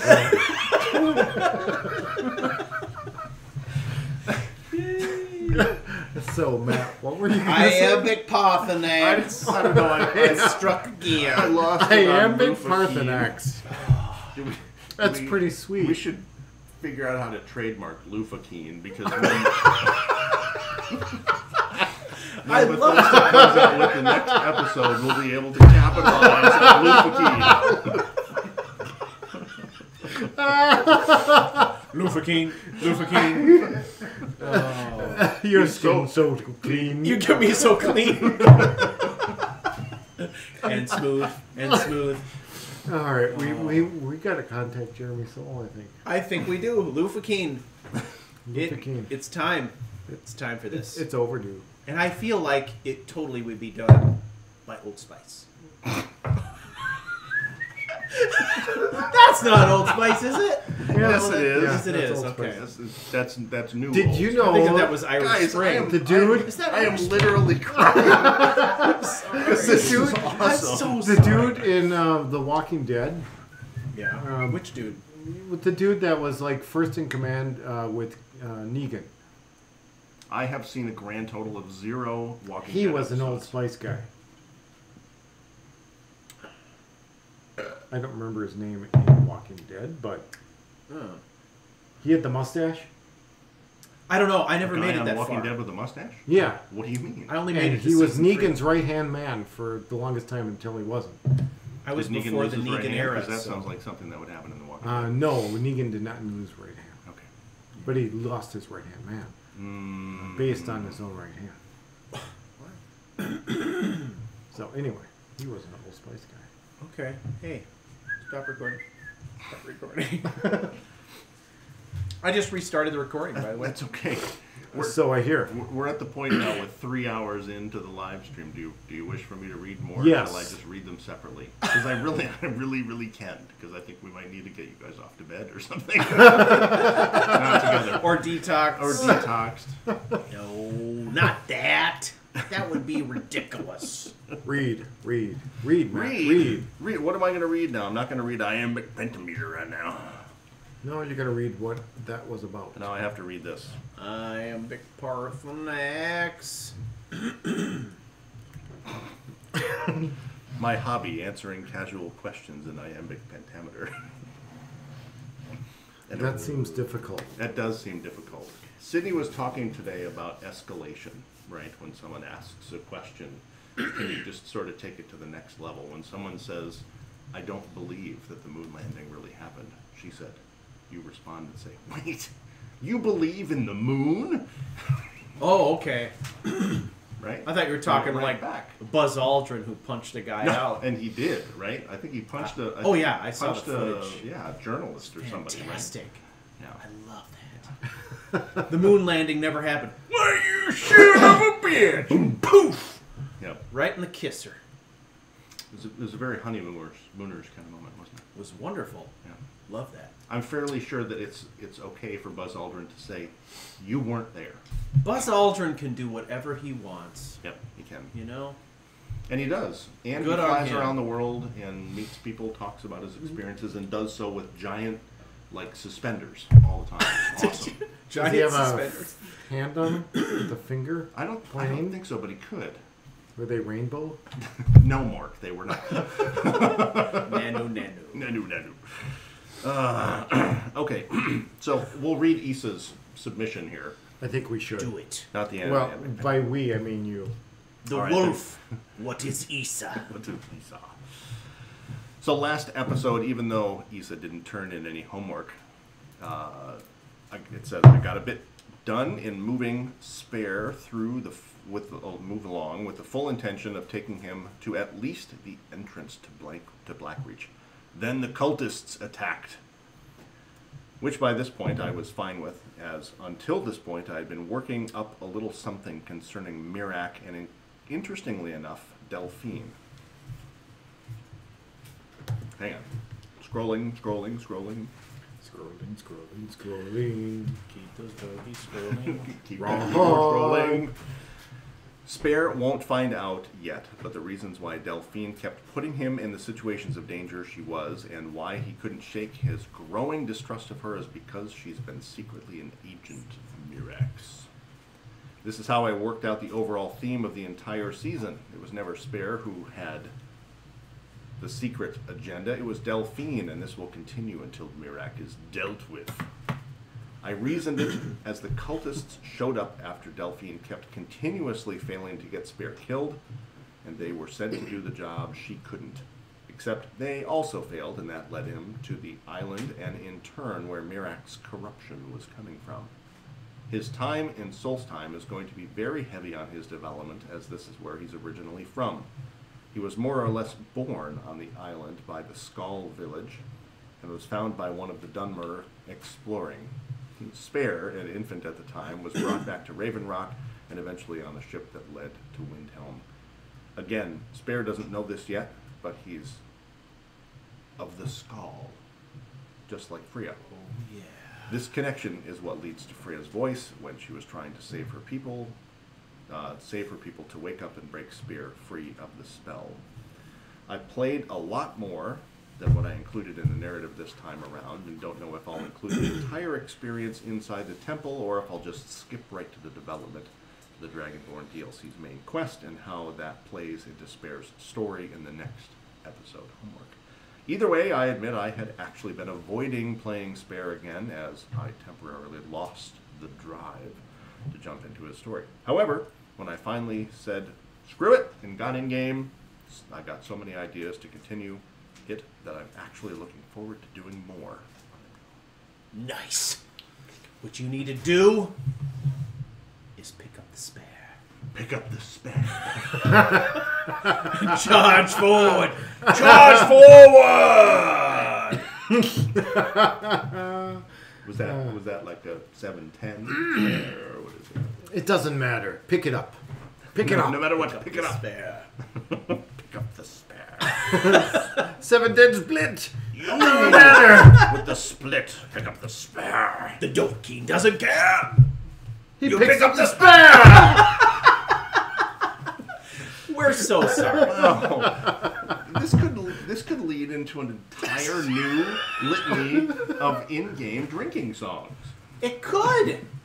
You know, you guys are amazing. I gotta hand it to you. And You put up really with us patient. every other week, and you keep coming back for all this punishment, and you do all this homework, and you put up with all this crap from us. And what do we give you in return? Shenanigans. Shenanigans. Shenanigans. Yeah. Shenanigans. But, you know, if we could come out of this episode with some great drinking songs about picking up the spare and all these different things, right? Yeah. And whatever that thing was with the Parthenax Parenthetical Thum. and parenthetical Parenthetical Thum. It's just like Oh, You guys oh. are gonna, and we're all gonna listen back through this and wonder how it all happened. like watching a train come off the tracks in slow motion. Yeah. you just keep. This episode has generated so many fabulous ideas for modders out there who have talent. Oh, totally. Who aren't us? Who aren't us. Aren't us? Who Yes, don't I- make hacky mods like we make to tell our stories. I don't think House of Troubles was a hacky mod. Well, actually, No, it's got some cleanup though. that's probably the most professional thing we ever done. Well, that's pretty good. Let's sign it off. Well, I'm saying Well, like, what kind of cleanup needs to be done? There's some light issues that need to be cleaned up. Like bad Like light. flickering. Hey, wait a second. Like flickering. Mama's telling Sydney it's time to go to bed. Go to bed, Sydney. Good night. Good night. See ya. Well, I guess next podcast. Sleep well, Sydney. Assuming your dead. mama lets you come And, back again. Quite seriously, thank you for logging in and giving a listen. Enjoy We do having love you. that. And it looks like everyone who has been watching Sydney ask lots of questions about as she's writing her own character story and homework. Thank you very much, everybody, for Yeah. helping Sydney out. Yep. Absolutely. And Sydney, this is a great community if you need ideas or just Good night, support Sydney. in your reading and your writing and all Yeah. that. So And as Yeah. we've already Thank seen you, with everyone, the other for helping. the And- dynamic duo, mother-daughter pair already on here it's so fun to have the family on Yeah. here It picking is. up other stories. So For sure. because Sydney's the one who told me, well, Dad, why do you need to worry about carrying all the weapons? Why can't you just use magic and heal yourself all the time? I'm worried about potions, and I'm like, "Brr." because Yep. I didn't think of that. Yeah. Yep. And Sydney, if you can join in future podcasts, you'll get to know some of the other folks who are joining each and every other week. So hopefully it'll be fun. Yeah, for sure. Hopefully we'll get to read some of your story as well here. Thanks for chilling with us. Appreciate Absolutely. And See you later. To reiterate your point, Matt, thank you everyone for kind of wrapping your arms around her questions and Yeah. helping her along. That's kind of what is the great part of this community is it. Yeah. how we kind of help each other. Yep. Yep. And it's fantastic. In our times of dire need. Yes, yeah, exactly. And giving Sydney some assurances that her dad isn't part of this dysfunction. That he's just That he's actually trying to he's just hold bearing things together. he's bearing witness to it. We're going to get this car where it's going to go, or so help me! Yeah. You stay on your side. You stay on your side. Yeah. Don't make me pull this car. Yeah, that's right. Yeah.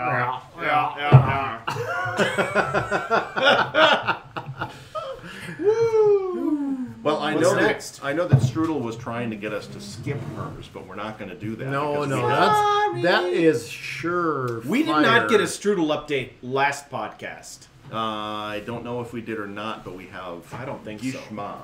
I would Remember have how remembered that. badly I myrtleized. I think that's right. Gishma. Gishma. Before you read this, let me Yes. restart the recording. Recording restarted. If that thing has run out of space and you're recording over the first hour, I'm going to be like really crabby. Oh, I'm sure this was happening. All right. Certainly. Strudel, if you're on there and I'm mispronouncing Gishma, would you please type in the chat so that I don't ruin it for another 11 or 12 pronunciationifications? No, I'm pretty sure it's Gishma. Gishma. What? What Joe said. You know. Poyu. You know. She wants me to say Poyu. Sydney wants me to say her character's name. Poyu. Hopefully I Can got we that all say right. it together? Poyu. Can we sing it? Poyu. Poyu. Poyu. Poyu. Poyu. Poyu. Poyu. All right. There you go. Sydney, is that good? Nobody else had their character's name sung. By the parenthetical Thooms. It is really. It is. Or the Falk and the Firebrand. Falk and the Firebeards. I just have this vision of them all setting their beards aflame during a concert. Like, be like Kiss. Their beards on fire. We'll work on getting pronunciation better in the future. So, thank you. It's like the Three Stooges. The wind says, "Oh, you have no idea."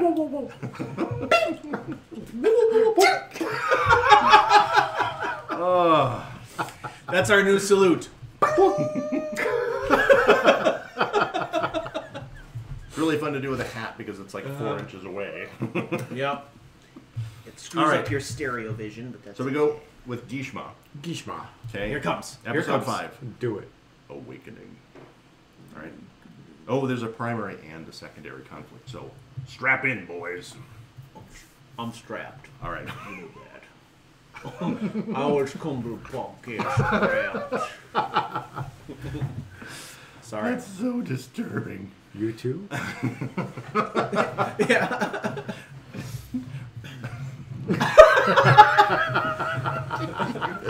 I'm gonna stand for this one. Primary and secondary conflict. Gishma's primary conflict, as well as her primary antagonist, has continued to be herself. It's not that we've seen any of that here today. There is a constant tug of war between her external goal, eliminating a still secret target, and her basic insanity. Her secondary conflict is the existence of the dragons and the fact that something happened when that first one died. Yes, it did.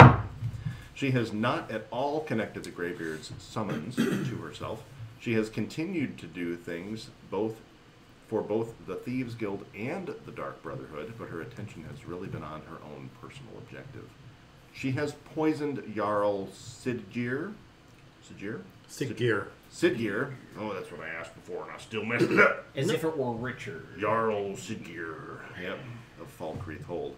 At the time, she didn't understand that it is her outstanding poisons, not her jewelry, that allowed her to do so. It wasn't until she began taking down major opponents with single shots using inferior arrows that she realized that she really could consider using the poison that way. If either of you start singing the song Shoot That Poison Arrow, it's all over. Yes. Never heard that. She was just that oblivious. Okay. 2 things have happened that have begun to bring her into a greater awareness of the world around her. If you had a phone, you would be looking it up right now, I'm sure. No, I really wouldn't. Immediately after killing Siggeir, Gishma received a letter from the local innkeeper thanking her for killing him. In addition, both Solaf, shopkeeper at the local store, and his brother Borland, the lumber mill operator, refused to do business with her, calling her a dirty dog, among other things, and have chased her away from them. Gishma knows that people are aware of her and what she's done, and that is quite the wake-up call for her. Gishma is not a good fighter. She relies on her stealth poisonings, so being ambushed by bandits and running away from them resulted in her getting lost near Ancient's Ascent. She won the battle with the dragon there only because of her poisoned bow. When she absorbed the dragon's soul and learned the word from its word wall, Gishma began to understand that this was not just an interesting random thing that happened, but was a thing that had happened specifically to her.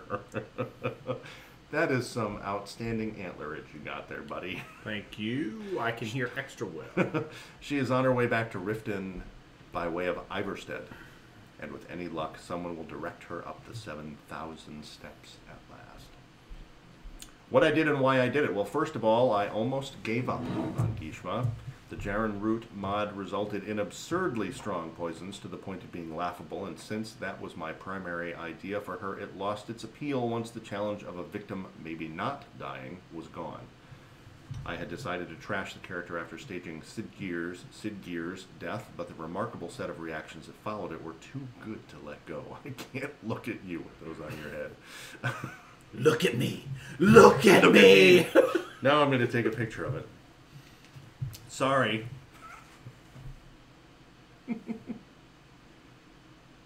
And we have to get like teenager angsty Instagramming sideways. There we go. All right. I visited Creation Kit, saw that in fact the mod artificially inflates the damage of the plant, and edited the plant's properties to bring it back in line with the existing specimen one gets as part of the Dark Brotherhood quests. Now she has damage health poisons that will not kill a dragon outright, but which will allow her to survive a battle with one. I also decided that she will in fact explore being the Dragonborn. I really did get lost with her in a heavy fog. And when I realized we were at the entrance to Ancient's Ascent, I let her fight the dragon. After a number of setbacks, 6 deaths in all, I realized that having Gishma learn about dragons will make her interesting enough to continue playing. In the process, I learned more about factions and setting them and editing things in Creation Kit than I ever thought I'd want to know. And now, Joe's editing will be even more confused because now you are on his channel. Correct. Oh yeah. This is what it feels like to be Joe. Wow. Super pretty sexy. nice, isn't it? It's kind of It's real sexy. kind of interesting not being an outrigger on the side. What is it like to be at the head of the table, Joe? Smells weird over here, but otherwise it's okay. And the seat's all oddly warm. Any comments about Gishma? Both of you were both in and away. Ooh, Sure. Is that wise? Yes, it is. Yes, it is. since when has wisdom ever been a factor? Wisdom is not important here. Wisdom is not one of the attributes in Skyrim. I didn't see it. I'm drowning, but I'm still gonna look up. With my mouth agape, right? Oh. This I've already determined that this fucking episode is gonna be a nightmare to edit. So If ever there was a reason for a bloopers outtakes episode, it's pretty much start at yeah, this 0 might just to be a 44 raw minutes. footage type of thing. Yeah. Here it is in all its glory. Packet. Did you get to see Stu with all the multiple headphones glory? I did not. I have to share it with was you. relieving myself, so Just I'd. How'd that go? It went really well, thanks. Yeah. Yeah. Awesome. Did you level up? I'm not sure, but all I know is when you pee clear, it just means you don't have to flush the toilet. Perfect. Because no one knows. Wow. Bonus. oh Bonus. my word! Hey, you asked. You asked, I delivered. And I'm so glad I asked because now I'm going to go straight in there and flush it. Just because you can't see it doesn't mean it isn't there. Yeah. Oh man! Yep. I'm having difficulty because I've changed the theme on my phone. I can't find thing for you here. You know, that's fine. Here you go. No, here you go. Yeah, that's cool. That well, it's really it's difficult to podcast when that's what you're looking at. He looks like a Dual headsets. some kind of ogre. I know, right? Well done. Yeah. Thank you. That's good. Ogres are like onions. You know, us bald guys always look great lit from above.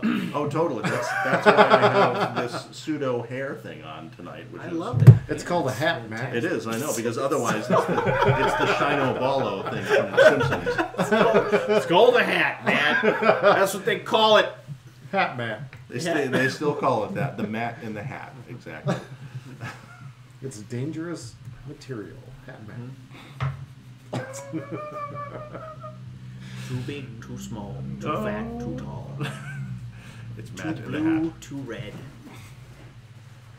Oh, not I red at remember that. all. I had the Dr. Seuss book, Really? Old Hat, New Hat. Oh, Was my I had Bartholomew Cummins. wow. I like that. Did you? I did. He had a lot of hats. I don't know that I'm familiar with Bartholomew Cubbins by memory. Oh, I can't tell you like the whole story by memory, but it was about a lot of hats. I'll have to look it up. That's so interesting. It is. Yeah. So Don't get mad because it wasn't the mad hat. not enough mercury in those hats. No. All right. Are you ready for the last one? You want the last one? There's more? Oh, Christ. There's one we more from should Trolley. probably do it. This is the 7th homework we're reading tonight. I'm really starting to question the formula we put together for this podcast. Well, the formula is The fine. formula is good. It's the execution. What we- It's what the we- execution. Yeah, what we like, have done is to make people feel this is a safe place for them to submit their material to. clearly it's not. Like, not tonight. Clearly. Well, clearly if- that if is a we- mistake. I suppose if we edit out the snarky comments, right, that would be all fine. Here's what we... I mean, we keep saying this. You guys are beautiful. You put up with a lot of stuff. You put up a lot of stuff. Way from more us. stuff than a person ought to. Yeah. So... Or an entire group of people ought to. So... Yeah. I think, playing into our problems tonight was probably the fact that we had some technical issues that were, serious technical issues. We had to change up our whole system of doing things. True enough. Not for the first time, but No, for me Yeah, personally. but this is kind of like way more than we've dealt with in the past. Well, because, yeah, because typically when you have a catastrophic software loss, you have to reinvent everything that you're doing. Yeah. correct. More or less. Correct. Yeah. And normally what happens is these guys come over about 4:30 and I serve them dinner and all this kind of stuff. We didn't do any of that tonight. It was all No. come in the door with our hair on fire, try to Slam figure out the everything on setup. the table. Yeah, and all that Not stuff. all of us had our hair. Yeah, I had my beard on fire. No, which is why it's yeah, not there. right. Exactly. So, anywho, yeah, that meant that I didn't really eat anything but pretzels, and I drank more beer tonight than I normally do. I know, and not even the really heavy stuff. Man. I had a huge Sweet. breakfast, which has kind of sustained me until now. Did you Really? not have any supper other than pretzels? No. Okay. I had a Nice. huge breakfast. Because he It reminded was it- huge. Huge. My breakfast was huge. Yeah. He said there would have been no food here tonight, so I ate the better part of one of those giant, great steak and fry company sandwiches. Such a good Wow, idea. that was It is a good idea for a person Eating who's is eating an such a entire good side of idea. a cow. Yes. Yeah. So eating is good. I It did see you eat rocks. the piece of cheese stuff in there. Yeah, What? I had a piece of fake cheese. Yeah. It I saw was I had a piece of that. not good. That was fair. It was all right. I mean, It was yeah. smoked Gouda kind of thing going It was on. good. You know, That's sort of good. this weekend I went to a place called the Herbivorous Butcher. And it's like all different kinds of meat products that aren't really meat products. And it's like a butcher. Yeah, they're like, But not. Butcher and the Bull. yeah, they're like, hey man, here's your bacon that's not bacon. Here's your steak, it's not steak. Here's your ribs, it's not ribs, dude. Hit me up. And I was like, yeah, give me that bucket of meatballs, what not meatballs, man. And I made spaghetti and meat bobolones. That was delicious. Meat balloons, what? Meat bobolones. And it was good. And Sounds malicious. I had it with a salad and some bread with garlic. So that good. wasn't real bread. It was real bread. Are you sure? Oh yeah. What's the garlic real garlic? Oh yeah. Oh, It was that real- sounds delicious. Oh yeah, it was real delicious. Ooh. Yeah, it was delicious. This is starting to sound like an episode of the Jeffersons. Yeah. So good. So good. So good. Yeah. And I made sure it was bread what didn't have milk in it. Didn't have no eggs in it. Basically, what it had in it is no flavor whatsoever. And that's what you're looking for in some bread. Garlic. That's what you add. Lots of garlic. No, and then I did have a good lunch. All right, that's cool. Sure. That's For cool. those of you who have just joined us on Culinary Crusade, Ooh. Yeah. That's our next Should write podcast. that down. Culinary Crusade. That's where we make all the recipes in uncommon taste. We try them all, one at a A time. vegetarian. I can only tell you that anything that happens when I'm responsible for things in the kitchen, it's massively unbound. Yeah. So, Massively what? unbound. Oh. Ooh. My bowels are unbound. I want some of that. Unbound meatball. Ooh. Well, then the Massively thing- unbound Mac. The thing about those recipes is you got to figure out what kind of meat do you substitute for the horker. The horker loaf or the horker stew. What kind of not meat? Well, don't- just like if you were going to put meat in, like what would Skyrim like doesn't, Skyrim doesn't manatee, really... walrus. Manatee. Well, a worker's like a walrus, It kind of. is. Manatee. Yo, You are the one for me. Wow. I was never expecting more VeggieTales. So, anywho, That's a good question. yeah. What There would you isn't say? really a vegetarian version of Skyrim, is there? Oh, I'm doing it. I'm doing it for next game. All right. All veg, All veg. for sure. All right. It certainly wouldn't be a Bosmer. Well, Not yeah, in the not green really. pact. No, It's like opposite. it's the Like opposite. total opposite. Totes opposite. Totes. You know who I think might be able to pull that off is an Altmer. Somerset Yeah. Isle seems like it would be Yeah, probably. really posh and vegan. Well, I mean, Vander is vegan. Well, he's a freak. Yeah, he is. He thinks those green pack people are like cultists. He doesn't have. Oh, the wind! You should know never to step away. Oh, the things you have missed. What? We have totally not gotten to Trollians yet because we've been talking about not Oh, we gotta cheese, get to cheese Trollians. and not meat. Trolley ant. Oh, All right, yeah. shall we get to that and then come back? Oh yeah. Yeah, let's try that. All right, so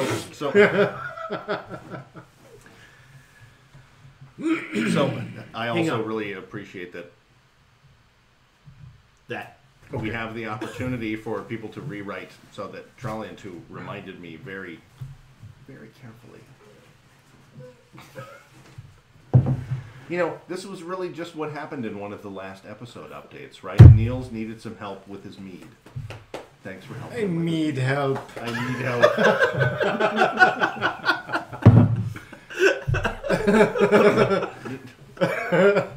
Ain't gonna drink itself.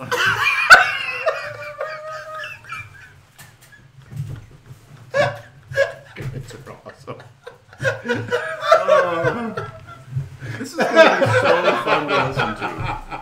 So fun. Oh, it's gonna be a nightmare. Well, just Hey, Matt. We've only got 3.5 hours to edit right now, Joe. So you've been asking if you want to help anything? I did not Do you want ask to? on this Do you episode. want to take this episode? This is a great time for you to step up, man. I'm thinking that maybe this is not a good opportunity for me to finish this in time. So I got to finish Stu's book and my book, and if you need me to do this, I will do this. Oh, that'd be great. No, that's not going to happen. I'll do it. My book's never going to happen. It'll happen. We just got to get there. I mean, you only have. It'll happen. We just have to finish it. You only have Yeah. 12 more chapters, right? Only So- 12 more chapters. 12 more It chapters. seems impossible at this I have point. edited 10 already. Plus, you got Dark Fox's stuff to finish. I did some stuff for him this weekend. Did you?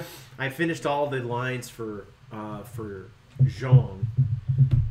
You know, and I was like, "Do you have any more for me?" Okay, I'm gonna do those lines this weekend. All right. What else you got? You know, and I didn't hear anything from him, so I did those lines and I sent them. Boom! There you go. And he's like, "Great, that's awesome. Now I just need all of Melvin's lines." And I'm like, "All of them, all of them." So Oh, is it Jean's character? Is it Jean-Luc Picard or Jean? Jean. Claude It's Van Damme. J-O-R-N. No, I know. yeah, No, you don't. I'm telling you. he's telling you right now. Oh. It's the cat, Jean the cat salesman. Jean the cat salesman? He Like sells selling cats? Yes. Who sells cats? How very Right. nice that is, right. You're gonna actually feed this cat, right? Alright? You wanna get cats from me. These cats come from the alleyways. They got life experience, right? You know, sure there's a chunk missing here and there, but it don't matter. Right? They're good cats. Now I gotta do Melvin, who's the Whiterun cat shop guy And cousin of Jean. and cousin. Yeah, Excellent. They're competing. and he's like, You're going to buy a cat, right? I expect you're going to feed it, actually. You're going to feed it, right? you know, that kind of thing. Very good. Yeah, Don't you think you have enough cats? People are starting to talk. that kind of thing. So, You know, Dark Fox's mod is actually A Cat's Life. It really is a mod. it is freaking fantastic. It's brilliant. It's Yes. absolutely the scripting and the effort gone into a mod to adopt cats. Ladies and gentlemen, It's amazing. you can adopt cats. You can buy cats from the cat shop. You can adopt cats in the wild. You can buy them Feral cats. bowls and collars and food Yeah, you and can toys. feed and treats and They can come along with you on adventures, or they can stay home and fend for themselves. it's amazing. It really is. It really It's is, It's a brilliant mod. He's thought of every detail. He really has. And I am very honored to be doing the voices of the cat shop owners in that. I just got one cat shop guy left to do, and I'll kick that out this weekend. That's awesome. That's awesome. So Yeah, I love that. Super I've been watching and following Yeah. his streams when he's able to do them, and it's been just a blast. uh-huh. And really, honestly, the scripting and the effort gone into.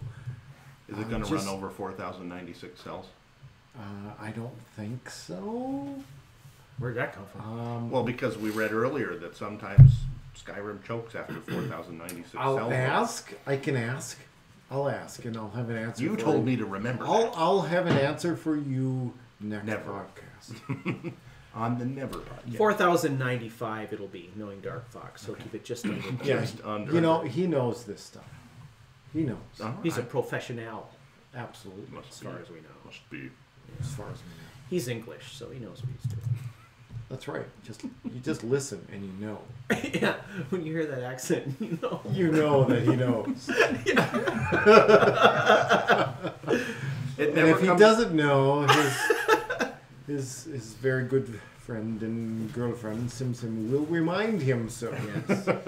And keep him on task. You know, we would have all these Brexit problems going on if just Dark Fox would have worked on that project. I'm sure I don't you- know why they didn't ask him. It's ridiculous. It's ridiculous. Yeah. Yeah. That's what I was thinking. He'd be at the EU like, everybody knows you can't go over 4,095. And they're just banging away. Yeah. Oh, Foxy, we love him. We do. So what's our next one? Trolliant. Chew? Trilliant. The next and final one that we'll be reading this evening Fantabulous. will be Trolliant. Anna Stenyan, What? you might recall, was massively mispronounced in the last couple of updates. So Anastasia. yes, Anna. We'll come back. Not anesthesia. Oh, okay. Anesthesia. We'll get through character status and then we'll Right, we'll right. go through all the narrative separately. That's right? anesthetic. Yes, that anesthesia, anesthetic, yeah, Anastasia. all happens for the same reasons. Yeah. All right, character I status. don't think that's true, but No. anyway. All right. Saying? Since the previous update, Anna and Sinead have discovered that Delphine is actually a blade. That Anna's uncle was also a blade, and that Anna is the last remaining descendant of Tiber Septim. Yeah, the cutlery family. Sorry, this stuff. Galtes was assigned to find her and protect her, but when her parents were killed by Thalmor assassins, Galtes took it upon himself to raise her as if she were his own. In the previous podcast, I was asked to explain a little more about Anna's transformation into Bel. The amulet that causes her transformation was created by a mage who served These alongside are the answers Galtes. we've been waiting for. Thank God. Causes her transformation was created by a mage who served alongside Galtes as a member of the Blades. Oh, you know it'd be cool? What? Is if this amulet was created by Strude's character. Oh, man. And it poisoned. Holy Wow. And then she died. That is a crossover. No, that wouldn't be That's a very cool at crossover. I was waiting for Okay, him to anyway. say that it was created by Wesley Snipes, and that would have been ruining everything. Snipes. Of Blade fame. Come Oh on. God, that's a next level joke. I'm too drunk for that. Nicely done, Matthew. She and two other Blade warriors poured their knowledge and even their very souls into the amulet. They sacrificed themselves to Tiber Septim's, so Tiber Septim's heir could have the knowledge, strength, and skills of 3 of the finest Blade warriors. However, this had the unintended side effect of drastically altering both Anna's physical appearance and her personality. Though her face remains very similar when she transforms, her hair, eyes, height, and physique are dramatically changed as well. There's Perfect. the answer I was looking for. in Nice. last These episode. differences have only served to fuel the growing speculation of Belle's persona from Anna's until they've virtually become 2 people. Gameplay-wise, this portion of the story was a little hard to pull off. I used console commands to turn off detection and combat to simulate the guards of Northwatch Keep, allowing Anna and Sinead to freely enter. Then I used amazing follower tweaks to make a follower of one of the prisoners, and I used Jackson's renamer to change his name to Galtes. Oh, nice. Then I turned detection and combat back on to simulate the guards deciding to attack Anna. Outside of the keep, I disabled Galtes and used the console to bring in a werebear. Story-wise, going forward, once Anna wakes up, she doesn't remember anything about Northwatch Keep or trying to rescue her uncle. Sinead quickly realizes that Anna has repressed the memory because of the trauma it caused. Anna also discovers that she can no longer transform into Belle. Her subconscious hatred of both herself and Belle seems to be preventing her from using the amulet anymore. Sinead is afraid to tell her the truth of what happened. She's afraid the truth will break her. So she stays quiet, and they continue on with their mission to find Espern and Riften. I'm looking forward to reading the short narrative, which I shall do this week. Okay. Not voiced as Sean Connery. Okay. I think you should. I'm not sure that it would have the same gravitas if I have to pretend to be Sean Connery. D-A-L-A-N-C-E. Highlander. I know. I didn't know how far you were going to go with that. Highlander the musical? Highlander, the musical. There can be only one! Oh, I love it. The Kurgan. The Kurgan. Wow. We have to register that too. Highlander the musical. Yeah, you could like.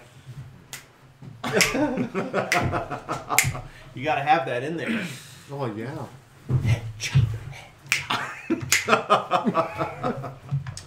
Okay, I'm so sure I bet you are. oh my god, these are deep cuts. Deep cuts. Well, to some, To some, yeah, yeah. just cuts to others. To those of us who are in the elite, it's second nature. Well, I didn't say anything about elite. So, anyways, you remember 2 weeks ago when we did a good podcast? One of the questions that I had out of that was, yes. do you remember that? I do. It's crazy, right? It was amazing. Bananas. Best podcast we ever done. Ever. Yeah. This question came up of how does Traliant characterize this difference between the characters? Blah, blah, blah. Yes, I don't know how it turned into Transylvania, but Yes, I do remember the big question ways. coming up. And so the changes are really just like not facial features, but hair and Some physique physical, and- but not a complete huge. but not persona. physical. Yeah, Right. Some So physical, a but not little really physical. growth in height and some hair and Long, beautiful hair. beautiful. Jesus. Like Rapunzel hair, apparently. Yeah, Something Whoa. like that.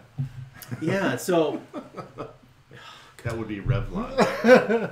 Maybe it's Maybelline. oh man. I'm pretty sure Maybelline is makeup and not hair. But yes. We don't know. You don't know. It could be. As we speak, the Patreon's going ding ding ding ding ding ding ding ding ding ding ding ding ding as everyone bails. Well, we have You gone owe down us. to 14 people watching. No, I'm seeing Patreon 23. has gone negative. I show 14 watching now. I don't Oh no. Well, Oh yeah. oh, this is peak. Yeah. That's the peak. That's peak. Where's the real number? There it is. I'm Wow. looking at Real 14 watching now. We had 15 We're upvotes so during sorry the for course. those 14. I'm showing peak concurrent at 23. This is when people were coming in and saying, "Oh my god!" Holy and then fuck, bailing. what the hell's going on? So, Traliant is what I would call a trooper. And then some. waiting to the end.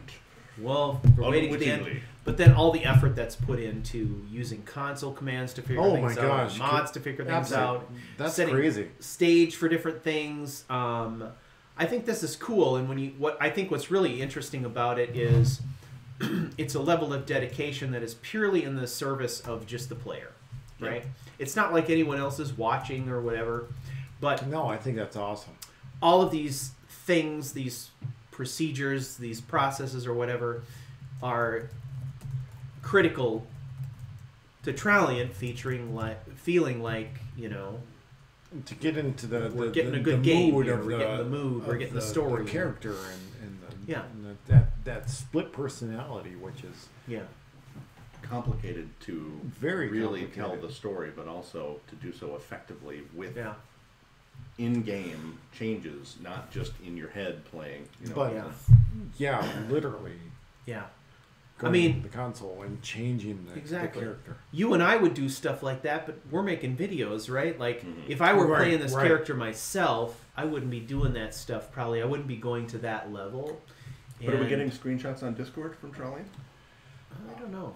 Well, Traliant is prolific in her Submission. kind of efforts, right? that Screen by cartoon, screen, right? Yeah. comic book kind of. Which is why it's character necessary, shot, really, to go through and make all the changes. each Yeah, time, she goes right? through an exorbitant amount of effort to create this visual to go with the narrative through Discord. So Roger and that. it's absolutely amazing. Absolutely. Absolutely, absolutely. Okay. Yeah. Well, Oh man, people, well done. Thank you for putting up with us tonight. We were in rare form tonight. We promise it's not going to be like this every night. But we can't promise now. I Right. can't wait to listen to this, honestly. I can. I don't know what you're going to do with it, Joe. I don't know either, but So I was listening to your podcast, and it took me 11 commutes to do it, but it was great. Yeah, and you never really got to the point and what at any point during. still a little foggy on what it was all about. Yeah. So, anyway, thank you all so much for sticking with us. This is actually the last one before the finale, right? So, Oh yeah, 2 weeks is the Yeah. finally. crazy. It's the finally, yes. Yeah, it's the 2 weeks is finally. finally. So, keep that in mind for your next submission. Kind of let us know. Because, I mean, I'm sure some of you will continue to play these characters, and then others of you will probably try to, have some kind of wrap-up. But when you submit that last bit of story and update, kind of let us know what your plans are. If your plans are to stop there, draw the story to kind of a conclusion, or to continue on. I think one of the things that's interesting to me is always to determine whether or not, how many people in the group take characters that are generated from this exercise of Unbound and continue playing them. I think it's always gratifying to see at least a couple of people who fall in love with the characters they make during this process and stick with them for a while. So that's cool. The other thing is, too, that we haven't really made any announcements about what's going on with Season 4. But do we really have We'll have to think semblance about of what that. season 4 is going to No. include or be? No, Or when? No, it's gonna happen, No, we don't know what's but happening. we don't know why. Yeah, we don't know what's happening. But it's gonna be amazing. And it's going to be God's sake, yes. season 4. No matter what, it'll be season 4. Yes. Yes. So, couple of things. Tomorrow night there is a live stream on Couch Warrior TV. Awesome. If you would like to check it out, you can do so. And then Joe and I are working on a co-op stream at some point. We're going to do a co-op stream of Divinity Original Sin 2. Yes. You're crossing the streams. We are going to cross the We're stream. going to cross the streams and see what happens. That's right. It's not going to be pretty, but It's gonna happen.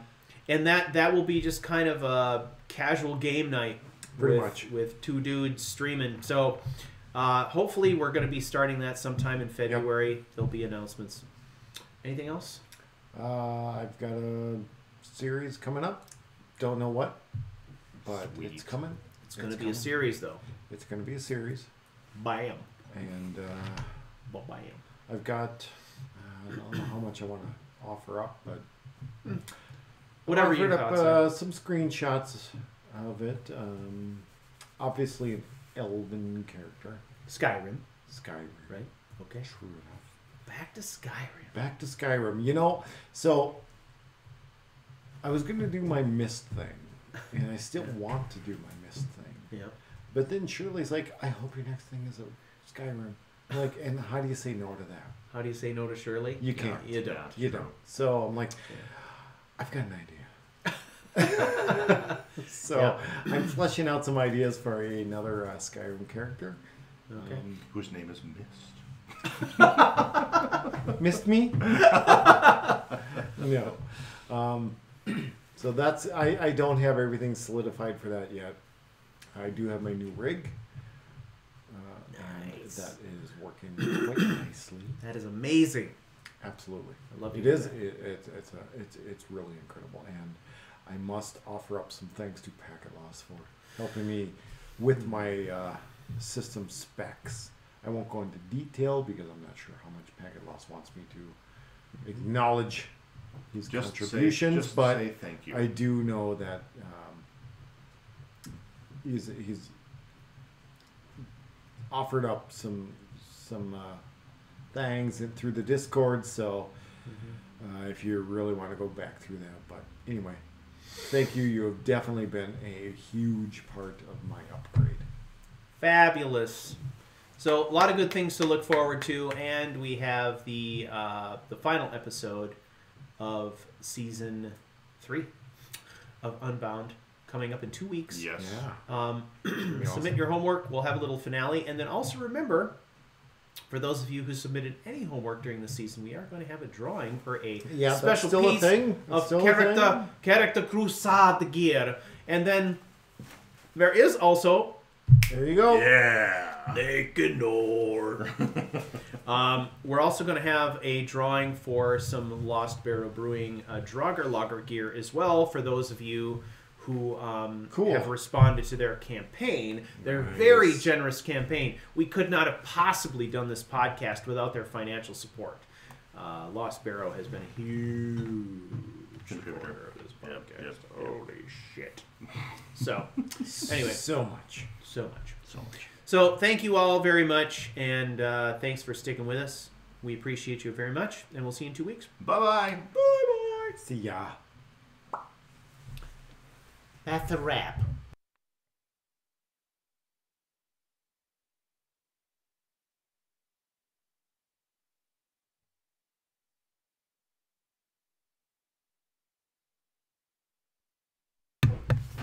And just as a parting piece of, I don't know, info, I personally will be staying, unbeknownst to Stu, here tonight. Oh.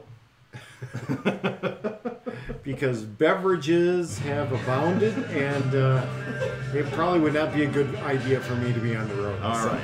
Good man. I'm hanging out here tonight, so anyone who may or may not be concerned, fear not. Safety third. Correct. So, that's all. Good stream, dudes. Mutify. Bye-bye. See ya.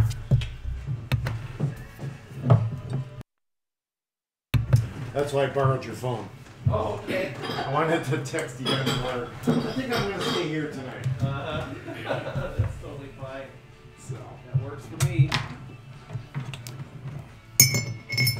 yes, I could make it home, but It is, let's be fair, a bit of a hike. it is. Even though it's more or less a straight shot, it's... Well, it is still- nice when you get out of here and you get right on 394, right? Or You you just take go. 55 out. I just go. Yeah. No, I'm on 12, so I just stay Oh, on right. 94. Very convenient. But even still, it's better that I don't. That way I don't feel bad about having one more. There you go. Now, tomorrow morning I might feel bad. But your commute will be shorter, so you get to sleep in longer. It will be a lot shorter. What do you do with the car when you do stuff like this? Just leave it here and take the bus, or what? No, I'll take the car. Do you have a convenient place to park said car at work? Yes, we have a lot. I've got a Nice. space. Nice.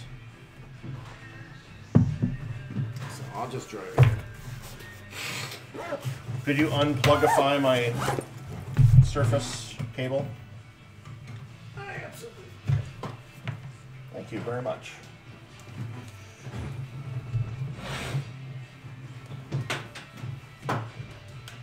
Now, when I get home, I better find that Skyrim disc, huh? Yeah, Max is a trooper. I think you are bound to do that. I never know what kind of commentary I'm going to get because I know that Sydney is usually sitting in the room with Heidi when she's Oh. watching this stuff. So That's funny.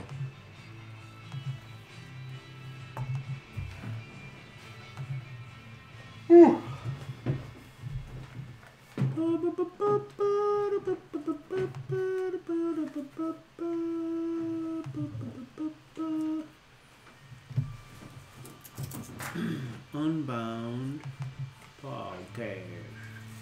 well, Joe, if you're not going anywhere, you can edit this whole thing tonight. Piece of cake. Folder. Episode 5.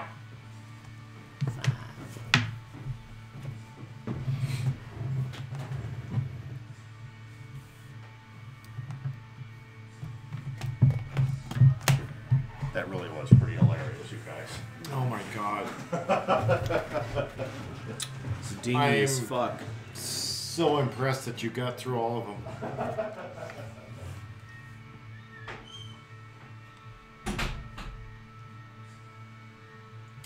Yeah, I might not be able to cut this one up.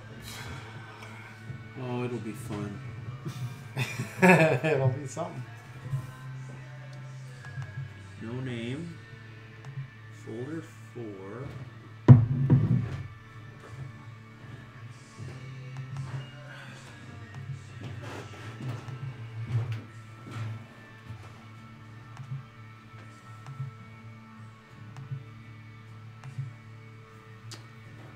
Oh shit.